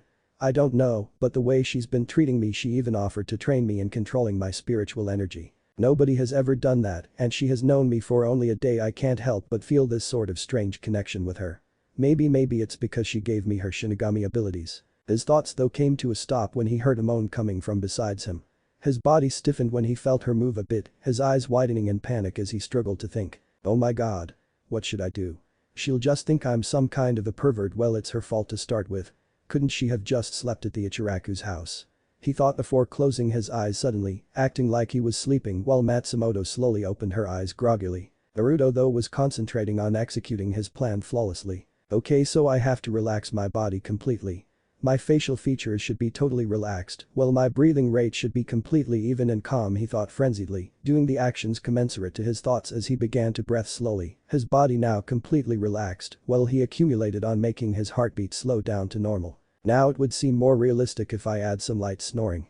She would never know why. I know you're awake, Naruto. Fuck. He inwardly cursed upon hearing Rangiku sing-song voice, her loud voice hitting his eardrums like a barrage of kunai, while he couldn't help but find it melodic as tight the spot he was currently in. Fortunately for him though, he was able to keep a straight face while Matsumoto still had her arm draped over his chest, a pout on her face as she stared at his face. Suddenly her lips curled into a playful smirk as she slowly sat up, her hand on his chest when she straightaway began to tickle him in a tigerish way. Afahahahahaha.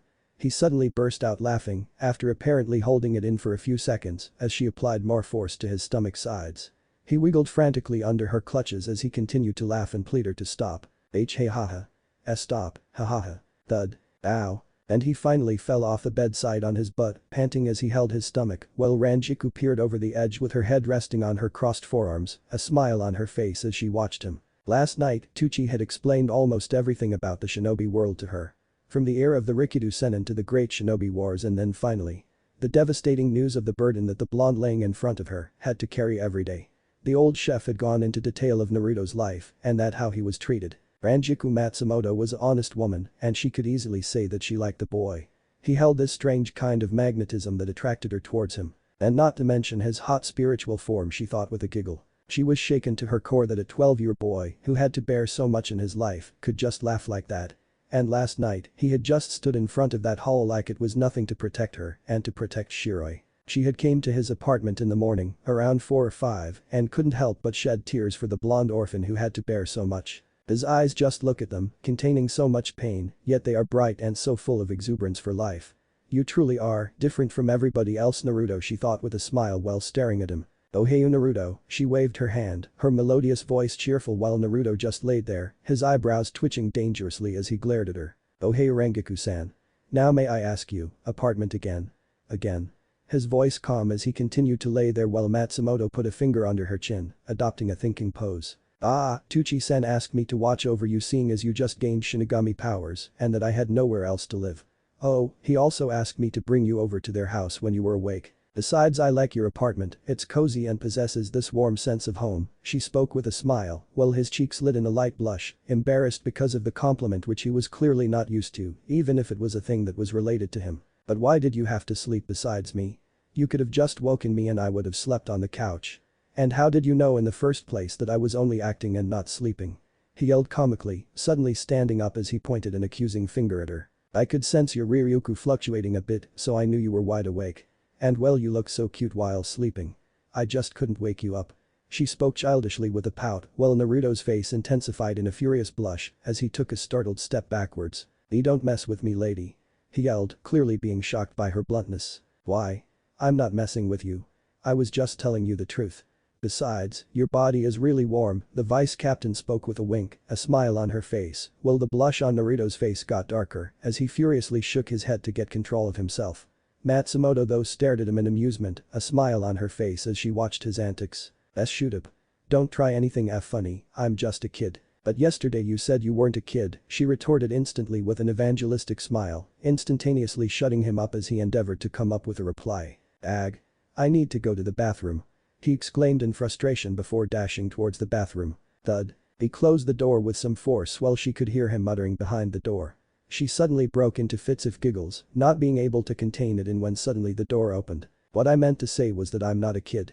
I'm an adult, but not adult enough for adult activities or talk. Wham. He again closed the door quickly while Rangiku started laughing harder, much to his ire, tears leaking from her eyes as she took deep breaths to calm herself. Things just can't get boring around you, eh Naruto? Meanwhile.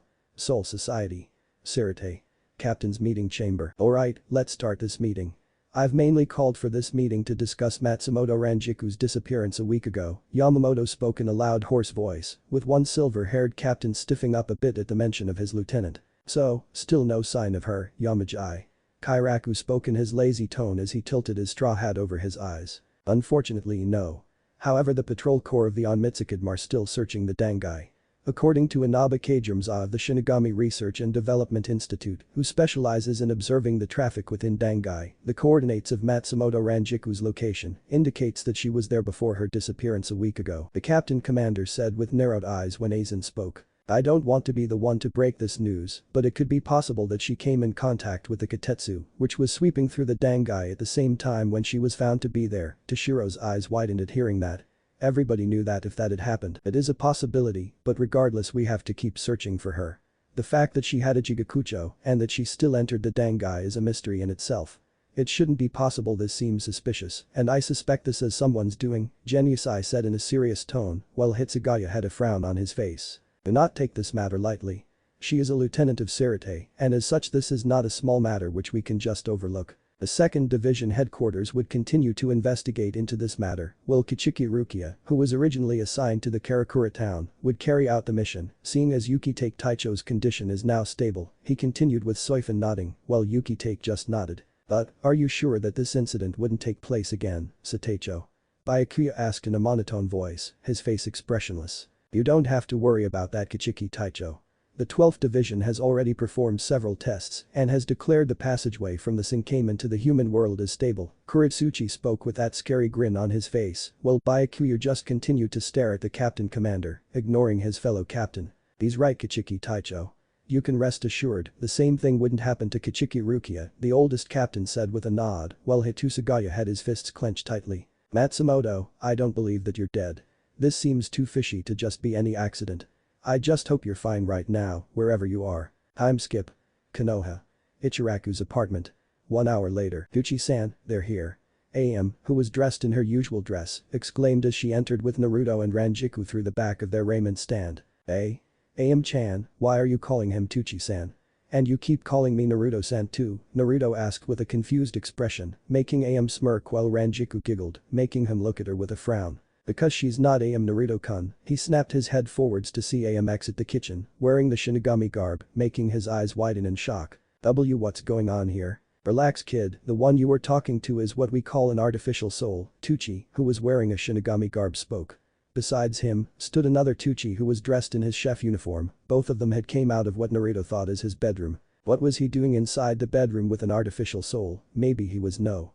I don't think Iji-san leans that way. Ayame-chan wouldn't have been born then, thought Naruto while nodding to himself. It's something which was invented by the Shinigami Research and Development Institute of Sirte.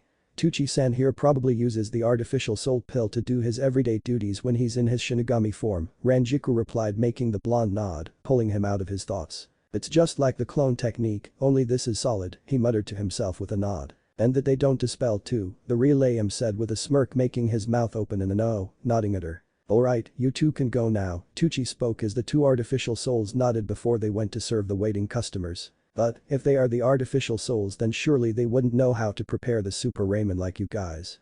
They shouldn't possess the skills you guys have developed over the years, the whiskered blonde spoke with a confused expression, making Matsumoto's eyes widen a bit in realization, while Tuchi smirked at him. Yeah, he's not the idiot that everyone thinks of him, so much the old chef smirked as he smiled at Naruto, a proud smile on his face, while rubbing the underside of his nose with his index finger in pride. But my boy is my personal invention. These souls are not ordinary souls. Instead of using the ordinary artificial soul pills, I created something called the replicating soul pills. Ayame just sighed at her father, the old guy never backed down from boasting about his inventions and how great a researcher he was. You don't mean, Matsumoto spoke with widened eyes, just the name was enough for her to understand what those pills did. Yeah. Those pills copy the traits of one soul down to the smallest detail and creates an exact replica of the user's soul. Yeah, he really became enthusiastic like a child on high sugar when it came to his inventions. Wow. That's so cool, Oji-san. You can do something like that. What are the other things you've invented? Naruto asked with double sprightliness, his eyes shining brightly as he was in front of the old chef in a flash. Oh no, Ayame thought with a dreadful expression on her face pale as she watched that fire ignite in her father's eyes. She knew they had to do something quick or it was time for another one of his boring science lectures. My boy Naruto. I knew there was something special in you. Come on, let me show. Atu-san. Didn't we call Naruto-kun here to begin his training?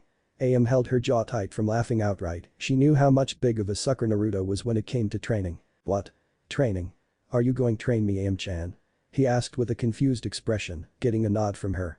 Tucci though was currently glaring at Ayame for terminating his moment with Naruto. You still have 1 month before your academy graduation exams. I think you can do it this time if you train hard enough this month, Rangiku spoke with a smile, making his eyes wide as he snapped his head towards her. Why you think I can do it? He asked, unable to keep the astonishment from his voice. It was probably the first time in his life that someone was believing in him, and what more, it was a person whom he had just met a day ago. Of course. You totally wiped the floor with that hollow yesterday. I believe you can do it, the vice captain spoke with an exhortatory smile, while Naruto couldn't help but smile at her involuntarily, his eyes warm and bright as he stared at her in awe. She believes in me, he thought, not believing his ears. So, you're up for it, Naruto. Tucci said with a smirk when the blonde turned his head towards him with incomparable determination reflecting off his face. Yeah, let's do this. Follow me then, soldier. Tucci spoke with a smile as he turned around and entered his bedroom with the others following him. Hey, what are we doing in your bedroom?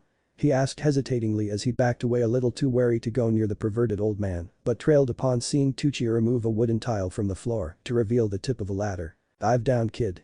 The old chef said before he jumped through the wide square hole. Go on, Naruto-kun, I think you would be surprised to see what's down there, Ayame said with a smirk, making both the blondes look at her in confusion. Shrugging to himself, Naruto went towards the hole before jumping down, sliding his hands over the ladder's side to keep his balance. Thup. What in the world, he muttered to himself, his jaw dropped as he found himself standing in what seemed to be a large underground room. A huge room, actually much larger than an average training ground, with random trees and bushes here and there. It was just like one of those large clearings in a forest. Wow, this is magnificent, Tucci-san. He turned his head back to see Rangiku having an impressed expression on her face, behind whom was standing Ayame. Yo, Naruto-kun. He snapped his forwards to see Shiroi sitting far away on the branch of a tree, waving at him. Hello there, Shiroi-chan. He replied back with a smile, glad to see her as they followed the retreating form of Tucci, who was walking towards the area where Shiroi was sitting. What are you doing here, Shiroi-chan? He asked, gazing upwards at her as they stood below her on the grassy field. To watch you train, of course, you silly, she replied with a giggle, making him smile at her. Alright, Naruto, it's time to start. According to what Rangiku-san told me, your speed in spiritual form is really impressive. So I think it would be better if I saw you fight at least once, Tucci said with a serious expression on his face. But whom will I fight? There are no hollows here, he spoke with a confused expression. Me, Naruto-kun, Ayame said with a smirk, making him look at her with a raised eyebrow. But, wouldn't you get hurt if I slash you or something? I mean, my Zanbatsu could easily melt through that average-sized katana of yours, he said, while Ayame's eyes started to twitch dangerously, whereas Naruto could faintly hear Rangiku grumbling about its Zanpakuto. Who do you take me for anyway, Naruto-kun? The female Ichiraku verbalized in a threatening low voice when Naruto felt his breathing being hitched in his throat. He suddenly felt heavy again, his shoulders slumping down as his breathing came in short pants. Rangiku though had her eyes widened as she stared at Ayame in surprise. Riatsu, this is a vice captain's level. I never imagined that Ayame-san would have such skill with Riatsu, so as to direct it at only one person, she thought, while Ayame smirked at the panting form of Naruto, solely concentrating her Riatsu on him. So, you still think I can get hurt, Naruto-kun? She spoke, still maintaining the flow before nodding towards her father. Nodding back, Tucci pulled out a black glove, having a white skull mark on it, which he thrusted on Naruto's chest. Immediately an adult Naruto was pulled out, his body in a flash of blue strings of spiritual energy. Ayame kept the steady output of her Riatsu, centering it only on Naruto, while the adult blonde struggled to stand upright as he panted a bit. Alright, Rangiku-san, back away a bit, this may get nasty, Tucci said as the blonde female Shinigami immediately nodded before dashing towards him in a burst of speed, her form a blur. Whoa. Shiroi exclaimed in surprise when she found Matsumoto sitting beside her in a blink of an eye. Ahaha, sorry Shiroi-chan. Didn't mean to scare you there, I was just testing this special gigai that Tucci-san had given me the last night, she said with an apologetic smile, while the silver-haired plus smiled back at her. It's no problem, Matsumoto-san. You just startled me, but I couldn't even see you. This body that Tucci-san gave you, it really is something. Yeah, I have to admit that he's really something. There are only 2 persons who could give him competition in this department, she replied as then both of them turned their heads towards where the trio of Shinigami were standing. Now Naruto, seeing as you are having trouble standing under AM-chan's Reiatsu, let me today show just how large your spiritual energy reserves are, Tucci spoke with a serious expression as he nodded towards AM, who further increased the spiritual pressure that was being forced on Naruto. Ag. The blonde exclaimed in surprise when he found himself on his knees, beads of sweat now streaming down his cheeks as he started to pant heavily. Now, to counter this pressure that you're feeling right now, you need to increase the output of your Riryoku. Close your eyes and try to concentrate, it is just like building chakra, only easier this time. Considering your large reserves, it should be easy to grasp, the aged Shinigami said as Naruto just cursed this damn Reiatsu thing under his breath. Okay, calm down and focus, the blonde thought as he closed his eyes, searching for that something, that energy he felt flowing through him when he became a Shinigami. Look, Rangiku said, her eyes showing her curiosity as she watched Naruto's spiky bangs started to hover a bit. He's doing it. I can feel it, he's increasing the output rate of his Riryoku. I've never seen someone grasp his spiritual reserve so soon. Even the strongest of the prodigies in the Shino Academy weren't able to do this so soon, the blonde lieutenant thought with a stunned expression on her face. AM2 stared at him, sensing his growing Riryoku as she increased her Reiatsu more, wanting him to relinquish more of his spiritual energy. Naruto's face though scrunched up in an expression of struggle as he kept his concentration, his body and the air around feeling heavier than before. Come on, a little more there. Everyone's eyes widened when they felt a huge shift in the air pressure. Whoa. AM exclaimed in surprise when suddenly Naruto's body lit up in a flash of violet spiritual energy, becoming a violet-colored tower of raw energy as it reached to the artificial sky that was the ceiling of this underground compound. What raw power? Tucci thought, his elbows in front of his eyes as dust had covered the area around him. Waves of Roori-ryoku swept over the area violently as wind picked up around the trio. AM was shocked. The Reiatsu he was ejecting was already that of a captain's level, but she could tell that it was wild and untamed. It was clear that Naruto had huge spiritual energy reserves, but no control whatsoever. So just to stand under the crazy amount of spiritual pressure, she had to release all of her Riryoku. Matsumoto too couldn't believe her eyes, so much Riryoku. She too had increased her now decreased Riryoku because they could feel the effects even at this distance. Naruto slowly opened his eyes, never having felt so at ease and powerful. Slowly his spiritual energy output began to decrease. Tucci, however, had noticed another strange thing about his spiritual energy which was currently visible. It had random lightning streaks which were surrounding his Riryoku as well in the air around him. That lightning, does this mean that his Reiatsu is of elemental type just like Yamamoto Genryusai?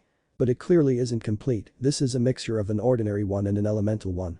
It does seem though that his Reiatsu might develop at a later stage into a lightning type one, he thought, as now Naruto's Riryoku levels had returned to normal levels, only dust covering the clearing. Shiroi-san, are you alright?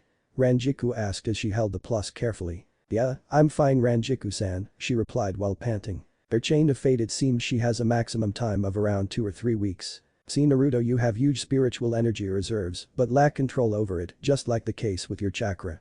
But you'll see that it is easier to control your Riryoku than chakra, AM said while coughing a bit under the dust.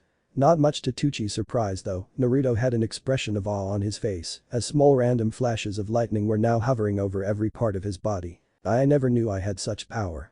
I felt so much, I just can't describe this, the blonde said as he gazed at his palms, clenching them as blue lightning streaked around them which slowly died down. Don't get carried away, Naruto. Just like in the shinobi world, if you can't control your Riryoku then you are practically useless in battle, the aged Ichiraku said, making Naruto look at him with a serious expression, nodding back at him. It seems Naruto-kun isn't an ordinary human after all. That lightning, it can't be a result of Rangiku-san transferring her powers to him, AM thought to herself as she stared at him before taking out her Zanpakuto. I think it's time we see what you can do, Naruto-kun, she spoke with a challenging smirk, making him look back at her with his own confident smirk. Alright, create some distance you two. Let's start this, a guest would be arriving soon, Tucci said with a smirk, making Naruto shrug as he pulled out Hineko. Oh, this should be good. Matsumoto spoke with an ecstatic smile as Shiroi too looked on with curiosity. Both of the teens jumped back to create some distance while Tucci too walked back. Alright, Tucci Oji told us that AM-chan's been working with him for some years, so she should be strong. Though she doesn't look intimidating at all, but so is the case with Rangiku-san, he thought as clenched the hilt of Hineko tighter, both of them staring down each other with serious expressions on their faces. Okay Naruto, attack AM-chan with everything you've got. And remember, don't hold back. The elder Ichiraku yelled, making Naruto look at him like he was crazy. Are you serious? Do you not see the size of my katana? She can get injured seriously. That baka, Rangiku mumbled as she face-palmed herself. AM2 sighed along with Tucci, they should have known that he would state things like these. Fine then, kid. Don't say I didn't warn you. Ayame-chan, just 1 week strike and make sure that he can see you, he said, making her nod, while Naruto too readied himself with a smirk. Here I come, Naruto-kun, she muttered before dashing towards the blonde, majorly holding back on her speed. Clang. Ag. He exclaimed in surprise as he found himself flying back, wham, before he crashed into a large tree trunk violently. Apparently, he had horizontally blocked her blurry slash, which held some mind-boggling force behind it. Do you think I hit him a little hard? Ayame asked with some concern in her brown orbs when Tucci just shook his head. No, his training has started as of today. He'll be enduring much more stronger hits than this, he replied as Naruto slowly stood up, a hand on his strained back as he gritted his teeth in pain. That was a weak strike. He exclaimed with surprise written all over his face. Yes, now do you see you don't need to hold back, Naruto-kun. Now come at me, she said with a come-on motion with her left hand. Gripping Hineko tighter, the whiskered blonde nodded before he bolted towards her at full speed. Impressive, both Ichiraku thought simultaneously upon witnessing his speed. Rearing his Zanpakuto back, he lunged towards her at blurry speeds before going for a downward slash, putting as much force behind the attack as he could. Fling. His eyes widened to massive proportions, he stared at her astonishment as she had easily blocked his strike with her katana, only one hand gripping the hilt. I do hope you're not holding back, Naruto-kun, Ayame spoke with an amused smile on her face, while he gritted his teeth as he tried to overpower her, but to no avail. Dumping back, he skidded back to a halt. How can she be so strong? Naruto thought with a thunderstruck expression. Wow, did you look at that? She's freakishly strong, Shiroi said with an amazed expression, while Rangiku too had to say she was impressed. I don't know if she has unlocked her Shikai, but in other areas she's clearly at a lieutenant's level. Alright, if can't overpower her, then I'll just go for one after another strikes, Naruto thought before he again jolted at her. He clearly possesses that raw instinct for battle. Wonder if it is because of the Kyuubi, Tucci pondered as he watched the blonde go for one slash after another, with Ayame easily dodging each one of them with practiced ease, her movements fluid, well it looked like she was toying with the blonde. Stay, he gasped in between one of his missed whips when he again reared his sword behind him, stretching his arms to the max, before going for a downward slash at thundering speeds. Still. CWING. Ugh. He grunted through gritted teeth after she had blocked his Zanpakuto again, this time however using both of her hands. Impressive, Naruto-kun, the strength behind your attacks has been continuously increasing from the beginning. I wonder what's your limit, she spoke calmly with a smirk as both of their Zanpakuto gritted against each other, sparks being produced along with minute screeching sounds. How can you be so strong? He asked, his face hunkered up in struggle as he again tried to overpower her. Don't know, she trailed, a smile on her face, while Naruto's eyes widened when he felt himself being overpowered. Hey GHH. He exclaimed, Hineko slipping out of his hand as it went sailing upwards in air, courtesy of a strong upward slash by Ayame. His eyes were widened as the blonde took several startled steps backwards while she stood with a smirk on her face. What? Maybe because I've training myself into these past several years, her smirking face now only inches away from his, she spoke in a low tone while her blade was poised at his throat. She was so fast. I couldn't even see her, he thought in astonishment as Ayame had just blurred from his vision to appear in front of him. Well Naruto-kun, already started training huh? That voice, Naruto thought in surprise as he snapped his head towards the entrance of the compound. He trailed in neck-breaking shock upon seeing the figure walking towards them. Hokage dono, it's nice to see you, Tucci said with a smile. Ayame though sheathed her Zanpakuto, giggling at Naruto's dumbstruck expression as she ruffled his hair tenderly, of course, with her cheeks being decorated by a light blush. Sorry for being late, Tucci-san, the paperwork just wouldn't leave me. JJJ. Naruto stuttered with wide eyes, with his pupil zooming out in shock as he stared at the old man in his Hokage robes, walking towards them. You've grown, Naruto-kun, or should I say Shinigami. Chapter 4 Fire Shadow, Dark Void. Sorry for being late, Tucci-san, the paperwork just wouldn't leave me. JJJ. Naruto stuttered with wide eyes, his pupil zooming out in shock as he stared at the old man in his Hokage robes, walking towards them. You've grown, Naruto-kun, or should I say Shinigami, an amused smile on his slightly wrinkled face, while Naruto just stared at him shock. Why, you can see me? He asked while Tucci and Ayame were smirking at his flabbergasted expression. If you mean a young man with blonde hair, blue eyes, 3 whisker marks, holding a large Zanpakuto and sporting an expression like his raiment was stolen, then yes, I can see you, Hiruzen replied with a chuckle, making Ayame giggle, while Naruto just huffed in annoyance as he placed Hineko on his shoulders, catching it in midair. Noticing Rangiku and Shiroi walking towards them, Tucci spoke. There's our guest Hokage dono. Turning his head to the right, he saw a blonde-haired woman coming towards them along with Shiroi. Immediately his eyes traveled down to her revealed cleavage, getting glued to the side as a perverted grin spread across his face. Now that's what we call a golden icha.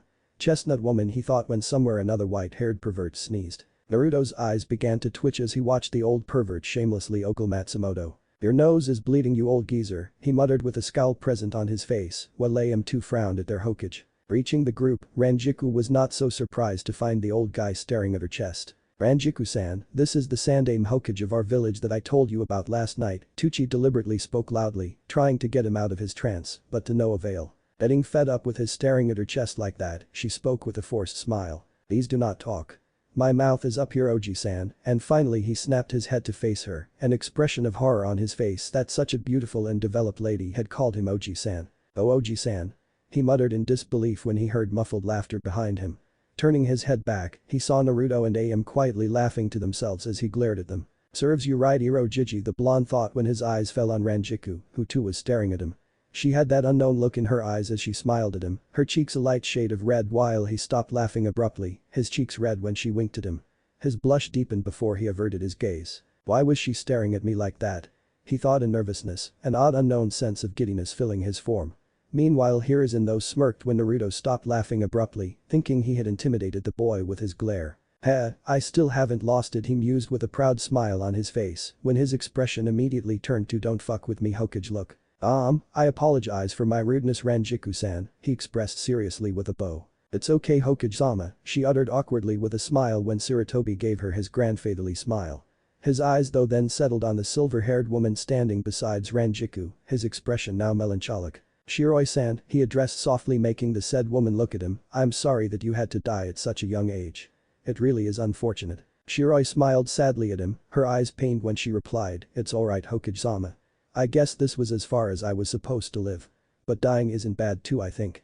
There's another world to explore, you know, it would be a matter of time before I go to Soul Society." Naruto though lowered his head in sadness at hearing that fact, she was the first true friend he had made in his life. And he knew that she would leave just like other souls one day, but it really pained him to not be able to see her again. Hiruzen though was smiling at the optimistic woman in front of him. She was ready to move on, and he hoped to a better place. Matsumoto however had put a comfortable hand on her shoulders, giving her an encouraging smile, making the silver-haired plus return the gesture. Deciding to change the subject, Tucci said, "So Hokage Dono, I hope no one saw the hollow or felt the disturbance caused by it when it landed on Naruto's apartment." Actually there were a few Chunin who were on patrol duty last night heard the ruckus caused by it. They had checked the area to find nothing but some shops and apartments damaged. They had immediately reported to me. But that's taken care of, I just stated that it was a fire accident. Unfortunately though, some people were injured this time, but they're not seriously wounded, he replied with a serious expression making the old Shinigami nod with clenched fists. They couldn't afford to be late the next time, this time people were wounded, next time they could die. About those Chunins, were they suspicious that something else may be the cause of this? Ayame questioned making the Hokage turn to her. "Yeah, I have a hunch that they suspect this of not just any ordinary accident. They told me that as they got closer to the location, they felt a bit heavy and a foul presence in the air," he uttered making her nod grimly while Naruto just listened to them intently. "Probably due to the hollow's lingering Ryatsu in that area," Matsumoto deduced making them nod when Naruto intervened. "Then does that mean that Tucci Oji and Ayame-chan usually take care of those hollows? Will you handle the after effects and any damage so that civilians and shinobi of our village don't get suspicious?" This time, it was Hiruzen's turn to get surprised. "Well yes, that's what I usually do aside from governing the village that is," clearly his tone held an impressed edge to it. He hadn't expected the boy to pick up so quickly, but well Tucci had told him early this morning when they had met in his office. "And the question I'm dying to ask, how do you know about the Shinigami and all?" Naruto asked in anticipation as he awaited his reply when Tucci answered. "I told him," making Matsumoto's eyes widen. "But that's against the codes of a Shinigami. You can't tell a human about us." She verbalized in surprise while her eyes, which usually were jovial and carefree, were sharp. "How can they be so careless?" "But I'm a human too," Naruto spoke in confusion making her look at him, her eyes getting softer. "You're an exception Naruto. You beforehand were unconsciously releasing a high amount of Ryoryoku in your physical body. I had to tell you everything because eventually the hollows would target you, just like yesterday, and so that you should at least know what's happening around you." He nodded in understanding, but the light scowl on his face indicated that he was troubled by something. "Rangiku-san," Tucci began, gaining her attention before he continued, "things for us Shinigami here work differently. The Shinigami from Squad 0, who serve the Spirit King as you know, are assigned to different geographical areas in this world, just like the other human world. As I stated before, there was a guardian Shinigami responsible for Konoha too until I came. But you see, Guardian Shinigami work differently than us.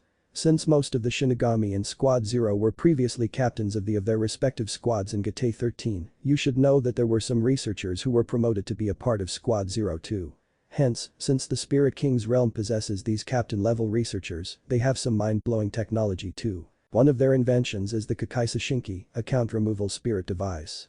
It is much more effective than the Kikenshinki and focuses on removing specific memories instead of just influencing them like the Kikenshinki does. He spoke seriously when Naruto intervened. But why don't they just simply use this Kikenshinki instead of this Kaisu? Well, whatever you said earlier, he said with a frown, an irritated expression on his face, while Shiroi and Rangiku were giggling at him quietly. The Kenshinki Naruto is a device which is usually limited to a user's imagination. If a person here sees a Shinigami or a hollow, Kikenshinki influences their memories based on their imagination. However, it doesn't work in every person's case. If the victim is a spiritually aware one, most likely that of an elite Jounin in Kage's level, then the Kikenshinki sometimes fail to influence their memories. To avoid such cases, those Guardian Shinigami use the Kakaisa Shinki to just remove those fragments of memories. Moreover, it can be used on a widespread scale instead of just one person, he finished while Matsumoto had to say, this device was really something. But still, this does not explain my question, she uttered with a frown, while Naruto just concentrated on absorbing as much information as he could. Ah yes. You see, there is this one problem for me, who currently is in charge of Konoha as a Shinigami. I don't have the Kakaisa Shinki. I did ask the previous guardian to lend it to me so that I could analyze the technology used and possibly create one for myself. But as I told before, they are extremely strict in following their rules and hence he didn't give it to me. All of them just remind of that stuck-up Hyuga clan, the old chef grumbled at the end before he continued. So as you see, this created a problem for me. I knew that whenever a hollow would attack, even if it is rare, it would cause ruckus leading to the shinobi here reaching the site. And obviously they would feel threatened and would be able to at least see the silhouette of the hollow, or mine. Then, obviously they would throw jutsu at the hollow or maybe even me and in the process, raise their chakra levels, which would make it visible to the Jounins, and Hokage don't know here obviously. To solve this problem, I needed some help. So who better than the village leader itself, the one who could just claim it as some form of an enemy attack or an accident. Rangiku sighed, really matters here were much complex than in the other human world. But she understood Tuchi's position, and it was risky, but a smart move to tell the village leader about this. And you immediately believed all this, Jiji? Naruto asked in mild surprise when Hiruzen, who had been quiet before, replied. Well, it was not like I haven't seen a Shinigami before. The Shiki Fujin, dead demon-consuming seal, of the Yondaime Hokage, did summon a Shinigami after all, he said when Naruto interjected. He could summon a Shinigami? A shocked expression on his face making Sarutobi nod when Tuchi spoke. Yeah, and that Shinigami was most probably from the Spirit King's realm. Not much is known about it actually, Rangiku was not surprised though considering the elder Ichiraku had told her the previous night. So Jiji, not that I'm complaining or anything, but why did you come here? The whiskered blonde asked. I came to check on you, Naruto-kun. You are now a Shinigami, so a big responsibility rests on your shoulders too, nah? And the graduation exams are in 1 month. You'll have to train hard this time, and I think Tuchi-san can help you in more ways than just one, he verbalized with that mysterious smirk, while Tuchi too smirked back as he nodded back at him. Naruto though could only watch the exchange in confusion. Have these old geezers gone senile? He pondered with a sweat drop. So Tuchi-san, I guess unofficially you work for the Spirit King, right? Rangiku asked while Shiroi yawned, she was getting bored. Who said it was unofficial, Rangiku-san? I'm an official substitute Shinigami of the King's realm, the ramen chef spoke with a smirk, making their jaws drop before he pulled out something. Here look, this is my badge. It was black in color having a pentagonal shape, a white skull in the front which was drenched in yellow flames. Naruto's eyes though twinkled as he stared at it dreamily, while Tuchi's smirk widened at his expression. That is so cool, Oji-san. He exclaimed excitedly. Certainly looks colorful than the one we gave to Kugo Ginjo, Matsumoto thought as she stared at the badge. Then does that mean Ayame-san too is a substitute Shinigami? Shiroi asked, this time making Naruto look at Ayame curiously, who blushed lightly under his piercing gaze. No, you can say I just work under Tu-san, she uttered while squirming a bit under his gaze as he smiled at her. Then Oji-san, can I work under you too? I too want to kill those hollows and protect Konoha like you guys do, he spoke with big watery eyes, an eager expression on his face making Ayame, Rangiku and Shiroi giggle at him. You can but not right now, he said with a smirk. But why? I'm already a Shinigami. He exclaimed with a childish frown, making the old chef shake his head in exasperation when Hiruzen answered with a chuckle. You have to get strong enough, Naruto-kun. Right now, you may possess a high level of Ryukyu, but you don't know how to control it and use it in battle effectively. In simple words, you need to train just like Ayame-chan did, while the blonde just frowned in thought. But I totally kicked that hollow's ass yesterday. He couldn't even see me. Chen. That hollow was a pretty weak one, Naruto, much weaker than the ones that usually come. That's why I'm worried right now. A hollow that weak shouldn't have known how to use the special Garganta. There really must be something going on in Hueco Mundo, Tucci pondered loudly as he sported a thoughtful expression on his face. That was a weak one. I think I can take on stronger ones too, he spoke with a serious expression, clenching his fists, while Matsumoto couldn't help but admire his confidence and determination. Hiruzen though just pinched the bridge of his nose, he knew Naruto would be stubborn in these types of matters. Fine then. Seeing as how stubborn you are being here, next time a hollow pops out, you take it on and see for yourself, Tucci said with a sigh, making Naruto grin brightly. You wouldn't be disappointed, Dadabeo.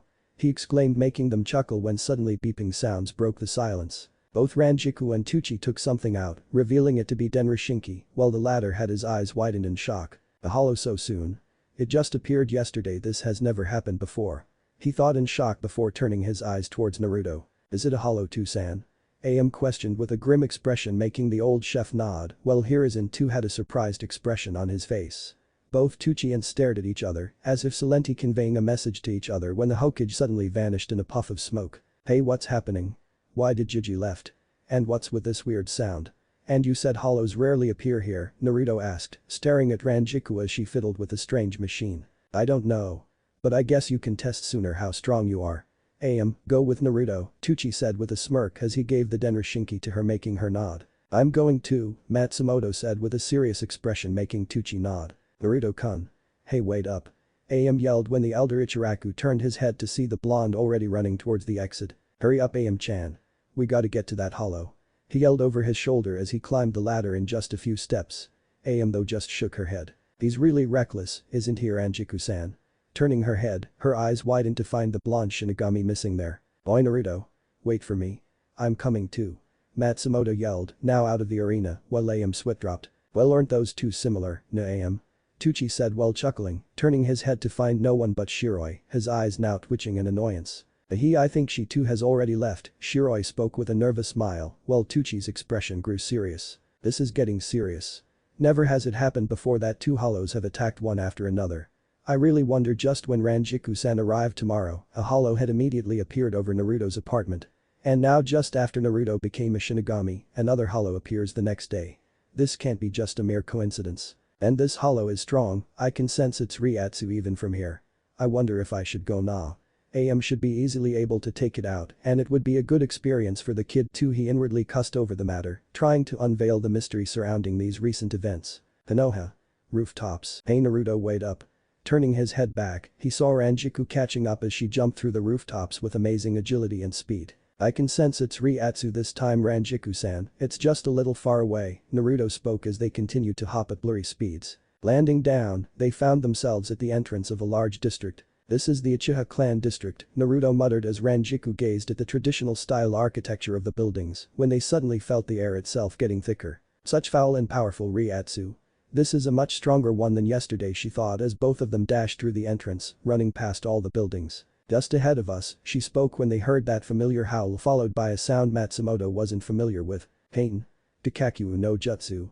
Fire release. Great fireball technique, Naruto's eyes widened when he heard that voice. Suddenly increasing his speed, he turned a corner to stumble upon the scene of a black-haired woman, spiting a large fireball from her mouth, in front of her a giant hollow. Makoto-san. He thought in alarm upon seeing her engaging a hollow, the fireball colliding with its stomach with some of it escaping through the hole in the middle. It screamed in pain as the fire melted some of its skin. You damn human. I was planning on leaving you, but now I'll devour you too. It yelled in its shrill booming voice, while Makoto, who was wearing civilian clothes, stood there with a kunai, a serious expression on her face. Whoa. That woman just spitted fire from her mouth.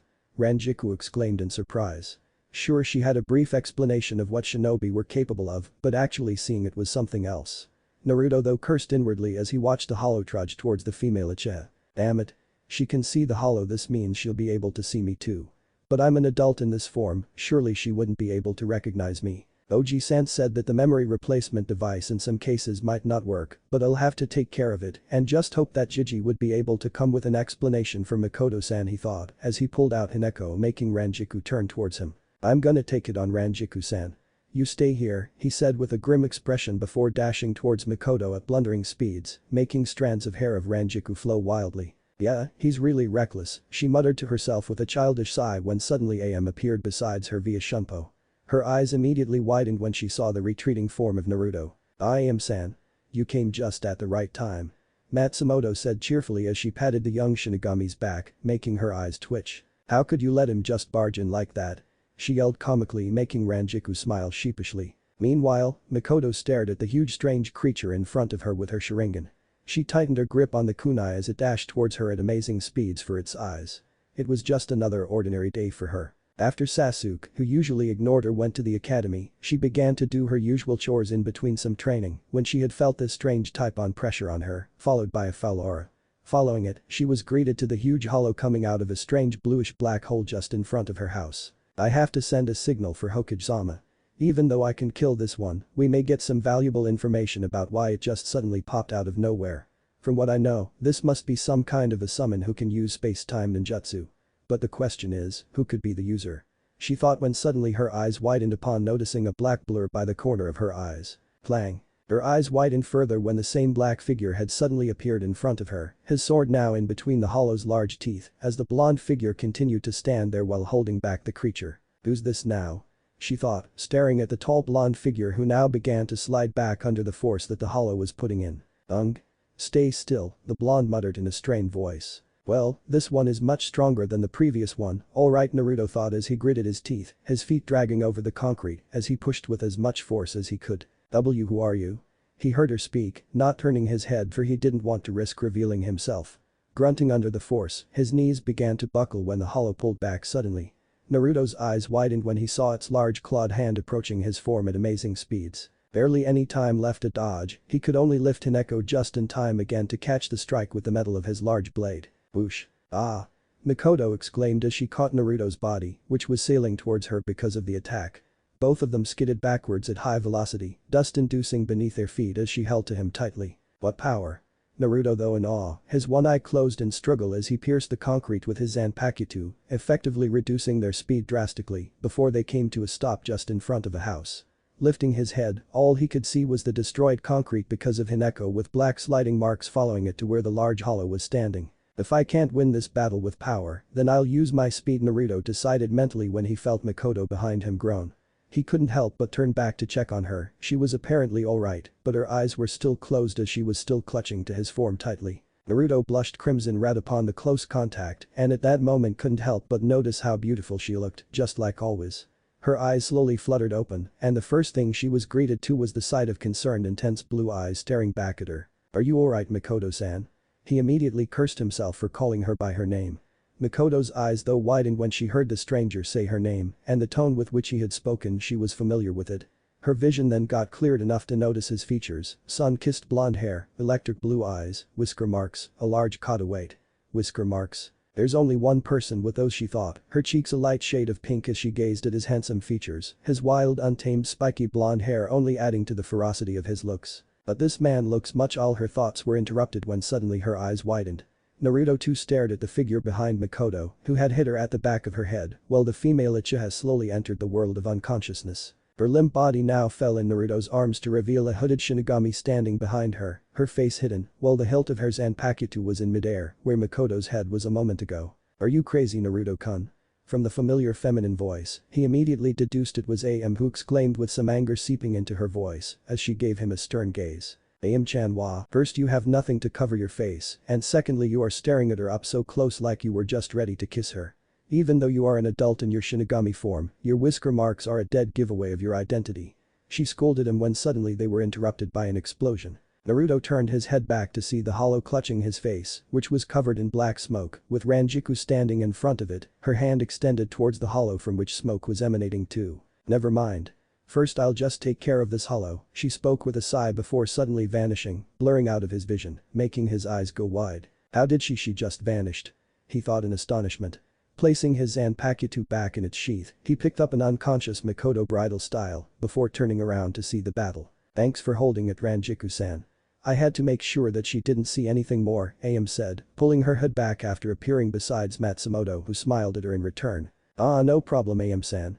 Besides, it was my fault for letting Naruto run in like that," she said with a grin, making Ayame nod back at her with a smile before she turned towards the hollow, some of whose mask was damaged as it growled demonically at them. "So, 2 Shinigami have come to be my food today. I'm sure you'll taste much better than ordinary humans, other insignificant hollows. But who I'm really interested in is that Shinigami over there," it spoke while pointing towards Naruto with its clawed hand, its body pale brown in color except its white mask, while a large tail waved behind the creature. Ayame and Ranjiku's eyes widened while the whiskered blonde just narrowed his eyes. "So these hollows are targeting me and coming here because of me," he thought, his lips curling down into a frown with Ayame and Rangiku sharing the same thought processes. "Enough of this," Ayame muttered with a frown as she lifted her hand. "Heito no Gajushi. Heian. Way of Destruction 54. Nullific flames." Matsumoto's eyes widened to saucers upon hearing her when suddenly Ayame fired a powerful blast of purple spiritual energy from her right palm, lighting the area in a purple glow, while gusts of wind dashed around them. It reached the stunned hollow in a matter of milliseconds. Boom. A large ear-deafening explosion took place, making everyone there shield their eyes, covering the area in smoke, while Naruto had an expression of amazement on his face. "Why, you can use Ishihaki, incantation abandonment." Rangiku stuttered in shock. This was a skill only skilled practitioners of Kido possessed in Sirte. And she had used such a level of destructive spell effectively, and what was more shocking was that the power in her attack was still astounding. Abandoning incantation is said to drastically reduce the strength of a Kido spell. She really is something else. With the age of around only 18 human years, she's a genius to achieve this feat so soon, she thought with a stunned expression on her face. "Well, I'm naturally good with Kido, you see, and can control my Ryoku really well," Ayame spoke with an embarrassed smile. "Ayame-chan." She turned her head to see Naruto skid to a halt just beside her, Mikoto saffetly tucked in his arms while he held an expression of excitement on his face. "That was so cool, Ayame-chan. How did you do that? Can you please teach me?" he asked with his eyes literally shining like the blazing sun, while Ayame's cheeks flushed upon hearing him compliment her. Well, of course, Naruto-kun," she said with a cute smile, making him grin foxily as he tightened his hold on Mikoto. Not being able to contain his joy, he spoke. "I would have hugged you if it were not for Mikoto-san. But this should do it," he exclaimed cheerfully before leaning in, making Ayame's eyes widen as his lips made contact with her left cheek. She stood there frozen for a few seconds before her face erupted into a furious blush. "He kissed me," she thought, her heart pounding against her chest as a smile slowly crept onto her lips. She touched her cheek with her hand, the blush still not going away. Rangiku though giggled at her face, her cheeks were themselves pink as she thought of her receiving the same treatment. "You're the greatest, Ayame-chan," he exclaimed loudly, making her squirm in her position, her gaze lowered while he grinned obliviously. "But I want a kiss too, Naruto-kun," Matsumoto said childishly, her lower lip swelling cutely as she pouted at him. Naruto's face flushed crimson red as he stumbled back a bit. Don't mess with me, lady." He half stuttered, half yelled, feeling this urge to not just kiss her on the cheeks, but claim her lips. And he was horrified of this. Her lips look so. Ah. What's happening to me? He thought while feeling this another urge to bang his head on a wall repeatedly. Amazing, such a level of Shinigami, truly this new world is interesting. Their eyes widened upon hearing that voice, the smoke now clearing to show its damaged form. Most of its body was tarred black due to the explosion, its mask somehow still unharmed. But what was just in front of him, in between his clawed hands, was what made Ayame and Rangiku lose their breath. Impossible. That's it, Ayame's thoughts themselves trailed in shock. "That's a Kuman air gate," Rangiku exclaimed in immense surprise as she watched the hollow's clawed hands ripping open something black in midair. Ayame though frowned as the black rip slowly decreased in size until it was nothing but air itself. "So he must have used the Kuman to suck my attack, but it seems he was not able to react in time," she thought, while tightening her grip around her Zanpakuto's hilt. "IW was careless. I should have known that this world W would possess much stronger opponents. They did warn us after all," it said, clearly in pain and exhausted due to the wounds inflicted by the explosion, as the black bluish garganta slowly opened behind him, making Ayame's eyes widen. "Is another one coming?" she thought before readying herself. "See, consider yourself lucky this time, Shinigami. Why, you got me by surprise this time," it said as Ayame waited for something to happen while the garganta continued to expand. "US Shinigami, why you're special," it said while pointing towards Naruto, whose eyes widened while Ayame too lifted her eyebrows in shock. Had he sensed it? Does he know of it? She thought while glancing nervously towards the whiskered blonde. "What do you mean?" Naruto asked, his eyes indicating maturity beyond his years as he stared at the hollow right into its red glowing eyes. In time you'll see. But remember next time I'll be much stronger and prepared. And why you would be my target Shinigami.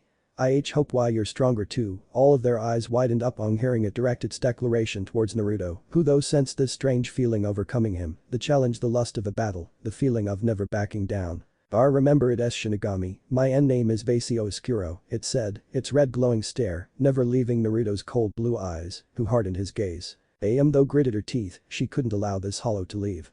If he could use and control the Kuman like that, then surely he would pose a big threat in the future. Not to mention that his eyes were set on Naruto now for some reason. Clearly this hollow had surpassed all the limits of a normal mindless hollow, who only crazed for higher Ichiraku souls. This one had a mind, lust for battle and would become much stronger if it was left as it is, not that she knew the limits of its strength even now. I've had it.